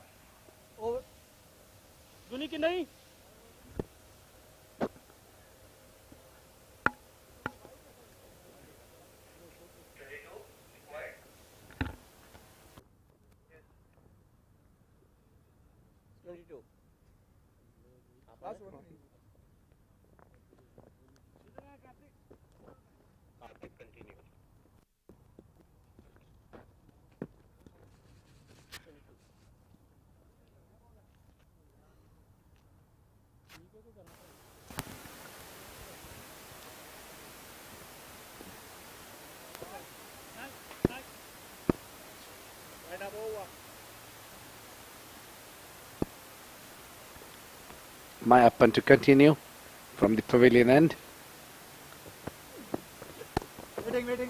22 more required to win this game in 8 overs. Things looks very easy. A catwalk for IGM. Indeed, Karwan Blues have given their best, but looks like they will come up short in the semi-final. IGM, of course, the defending champions of Bukhatir T20 League from last year. So they're storming into the final once again. Nicely punched off the back foot by Basil into the gap. Looks a very correct and elegant batsman to watch. Yeah, definitely. And Basil, what I like about Basil is that he's not just a good player, but he's a very good leader. He has the capability and the ability to lead a side. He's leading this IGM for a while now, but he's doing his job excellent. Absolutely bowled a few good overs of spin and now batting in number 3. Big hit down the ground from Dawood. Long on is in business and he's got it. Kartik Mayappan picks up his 2nd wicket. Yeah, that's where he caught the ball in. Not the correct place, but he's showing everywhere. Easy catch it is. This is what the experience does. He knows where and what needs to be done in the field. Look at that. Easy catch. Yeah. Very easy in the end.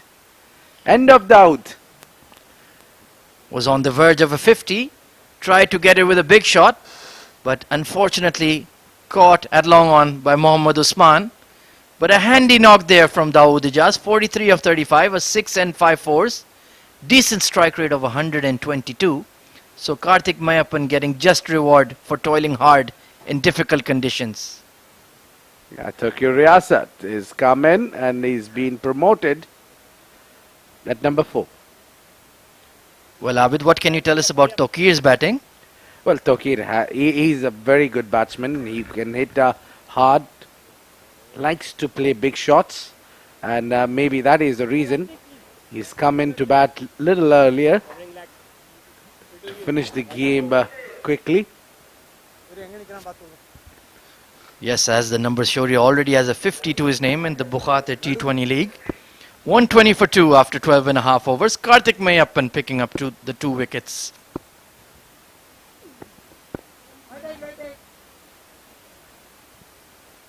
Good delivery there. Right on middle and off. Not much Tokir could do about it. And rightly respected the ball. Yeah. And Mayappan has been the pick of the bowler so far for Blues. Pulled away by Tokir and safely gets off the mark. Victory just about 20 odd runs away for IGM. So we've seen two relatively one-sided semi-finals, hoping that the grand final tomorrow, of course, which will be live streamed on YouTube and Facebook Live right here, I hope that's a thrilling affair. Definitely. IGM, if the IGM wins from here, they'll take on MGM. A sloppy piece of fielding there from Pia. Should have been stopped.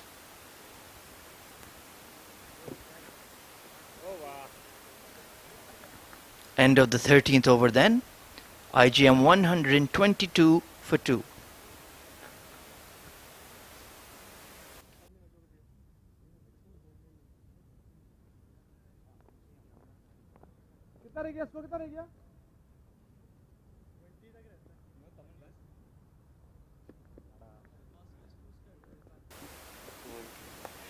It's a SF360 digital production. You're watching us live from Sharjah Cricket Stadium.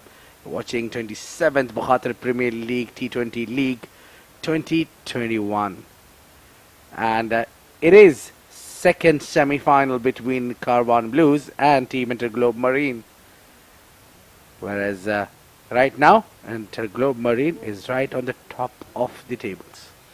Well, let's talk about tomorrow's grand final then, Abid. But first, of course, the CBFS qualifiers going to be contested between Ace Cricket School, B Spartan Cricket Academy, Simply Cricket, Max Talent and Telecherry Cricket Club. Out of those 5, only 2 will qualify. So that's very, very high stakes indeed. Let's talk about the grand final tomorrow. IGM looking dominant. MGM with a very morale-boosting victory over Future Mattress. Who is your pick to take the title once again? You want me to straightly answer this? Yes, absolutely. IGM. For me. Wow.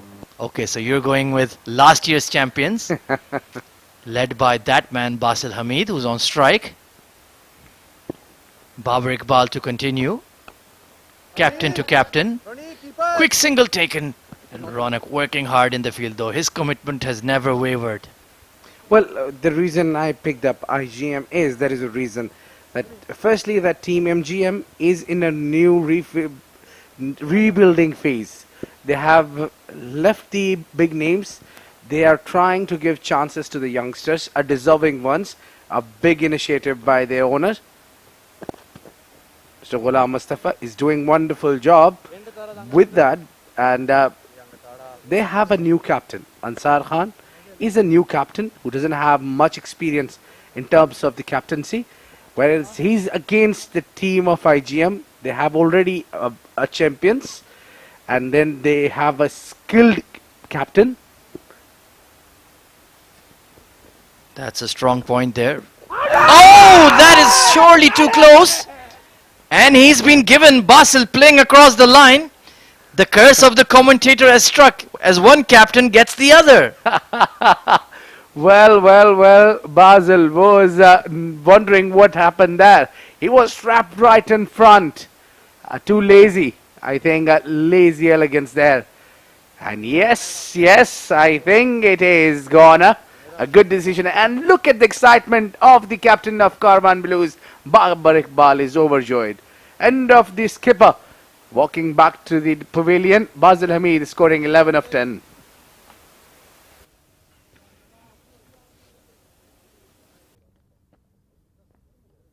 Hello, mic test, 1, 2, 3, hello. Man in, guys.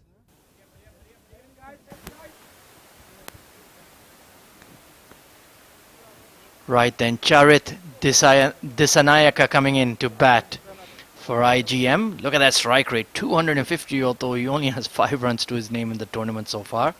So definitely an experiment to send him in at 4. Basil Hamid playing all around that straight delivery. Of course, you can follow and subscribe at Sharjah International Cricket Stadium on Twitter, on YouTube, where all of these games are being live streamed. So be part of that. Do log on and join us as we bring this high quality tournament to you. Nicely cut away by Charit off the back foot. Cover fielder giving chase. Will they challenge his arm? No, they'll just stick to one for now. Yeah, so finally, Bambar Iqbal gets a wicket. And I think IGM should be relaxed.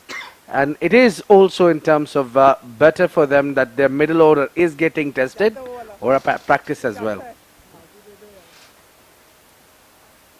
Good spirits from Tokir and Babar Iqbal. He'll be happier having a wicket to his name. Top edge on that full toss, but it's gone over the keeper. Completely missed that. But he's very lucky to still be there, Tokir. Yeah, he's a tricky bowler, I tell you. He's giving those juicy flighted deliveries or full tosses just to tempt the batsman. The biggest mistake you can make against Babar is playing him across the line. You've already seen Basil pay that price, and even Tokir swinging across the line. Top edge that over the keeper. Charit on strike. This has been smashed over mid-wicket, and that is going all the way for 6. That is how you do it. Huge half a dozen. Yeah, nicely coming on the line and dispatching it for a maximum.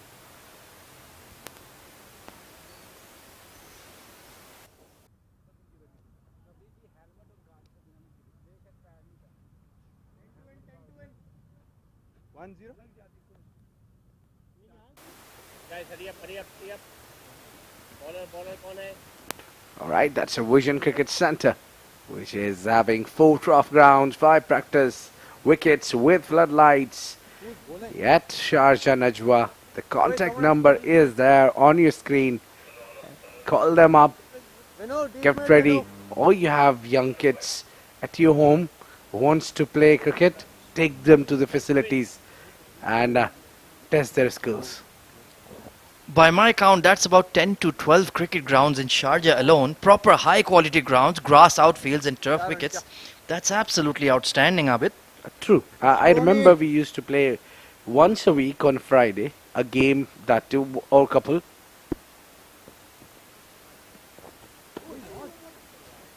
Big wide there from Ronak Panoli, bowling that round arm action to get some spin on the ball. He did get some spin, but it was almost off the pitch.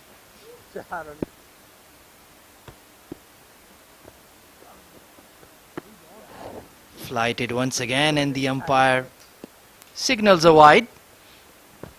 So Ronak baiting him into chasing that wide delivery. Better line this time. Back cut past the short third man, so they'll pick up at least. Nope, they'll just stick to 1 there. Good call. Well, he just twisted his knee, I guess, but all okay. Karthik, I think I was running too hard.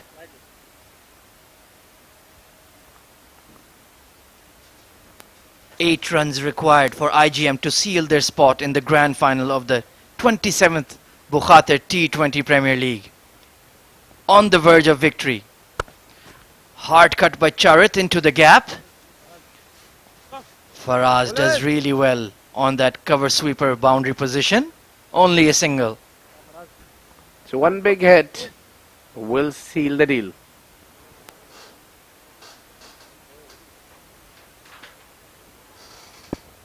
.32 off his 2.2 overs so far. Tokir just gently bunts it into the gap at deep mid wicket. Well, both the semi-finals has been one-sided affair. Yes, indeed. IGM looking dominant.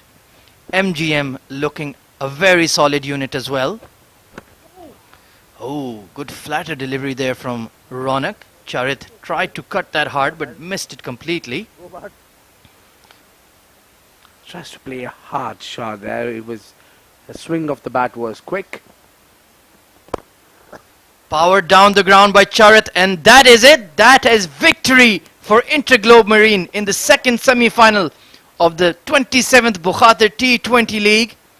IGM returning to the final as Karwan Blues have been defeated by 7 wickets. Yeah, that's a boundary. Number 420 to seal the deal here. We have the second semi-finalist for the 27th Bukhatir League 2021.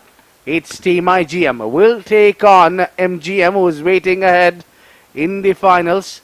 Where I'll give full credits to the team Karwan Blues. The way they fought and came into the semi-finals, it's a big feat for them.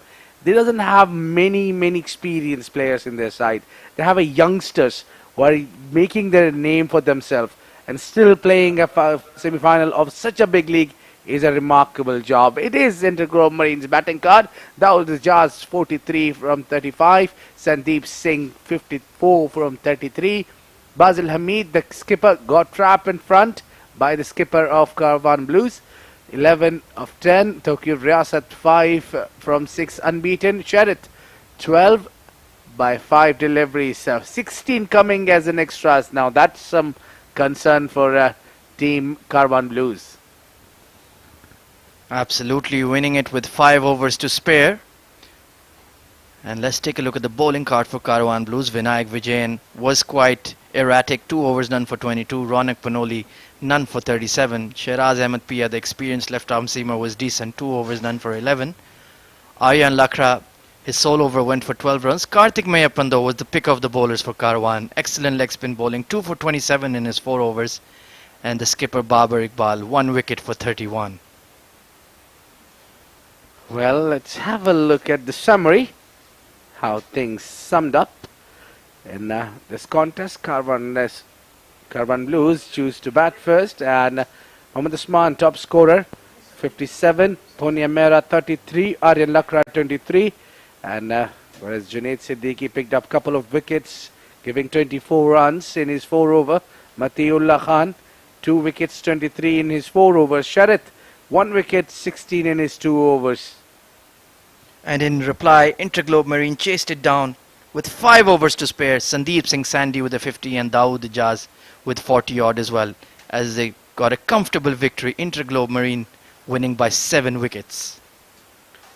Yeah, and it has been a good show. I mean, we have seen good performance from the bat.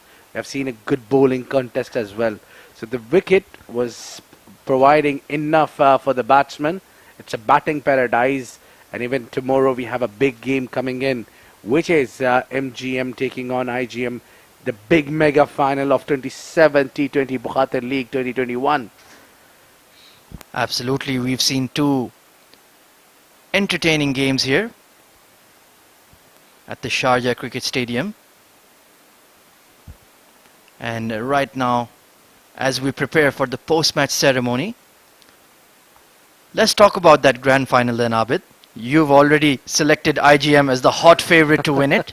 I'm going to go against you, and I'm going to say watch out for MGM and their new captain Ansar Khan. I feel that the way they defeated Future Mattress will give them a huge boost in confidence, because that was a power pack side. Yeah, definitely. I have put my cards in front and showed you why I picked IGM. There was a sense behind that. But then you cannot pick a winner before the game goes on. So MGM has a good contest and a very big talented players. We have seen Rahul Chopra today performing well. They have a bowling performance from the team MGM. They looked as a pack unit, and they can make the upset any day. InterGlobe Marine is a huge team, but just don't take lightly to the team MGM, because they have a brilliant young unit as well in that side. Absolutely, it's going to be the experienced champions taking on the newcomers of MGM. We would love to see the pre-show. I would be waiting for the pre-show between you and me for tomorrow's. So now, to sum up the things from goodbye from the com box, will be Neil Oja at the presentation.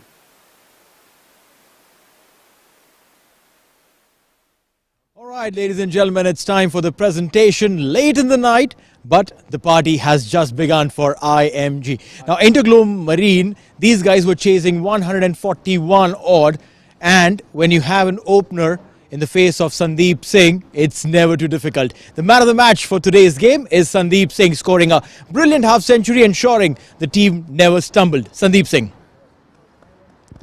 presented the man of the match trophy by our match referee, Mr. Tehseen Javed. All right, Sandeep, come over. बहुत ज़बरदस्त form रहा है आपका इस tournament में, 2 half centuries, 1 century. Mindset क्या होता है जब भी आप गेम खेलने उतरते हैं? बस ये तो सबका स्पोर्ट है, और दूसरा है कि जितना लंबी ये विकेट पे बैटिंग करे उतना ज़्यादा अच्छा रहता है।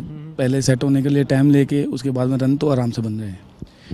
जब रन्स बनते हैं तो क्या आप डिसाइड करते हो कि ये बॉलर को रन्स मारने हैं, इस बॉलर की बॉलिंग में मेरे रन्स बन जाते हैं और इस बॉलर के खिलाफ नहीं करना है, कुछ भी शांति से रहना है?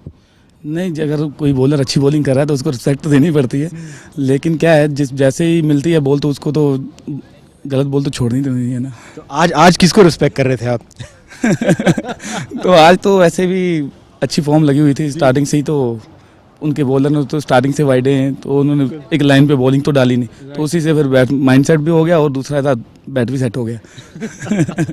तो अब फाइनल्स के लिए तैयारी करेंगे, कल बड़ा फाइनल है, बड़ी मैच है, तो उसका प्रेशर होता है कि घर जाके चिल करते हैं, जो होगा देखा जाएगा? बड़े मैच का प्रेशर तो होता ही है, लेकिन फिर भी सेमीफाइनल जीते हैं, फाइनल में पहुंचे हैं तो एंजॉय तो करना ही है ना। तो चलें, आप एंजॉय करें, मैं आपको रोकूंगा नहीं, आपकी टीम के साथ जाके आप एंजॉय करें। Well done Sandeep Singh, the man of the match, scoring a brilliant half century, and what a brilliant shot that he hit right outside the park for a maximum. That was a delight. Please go ahead and rewind and watch that shot when you do. But right now, back to the comms.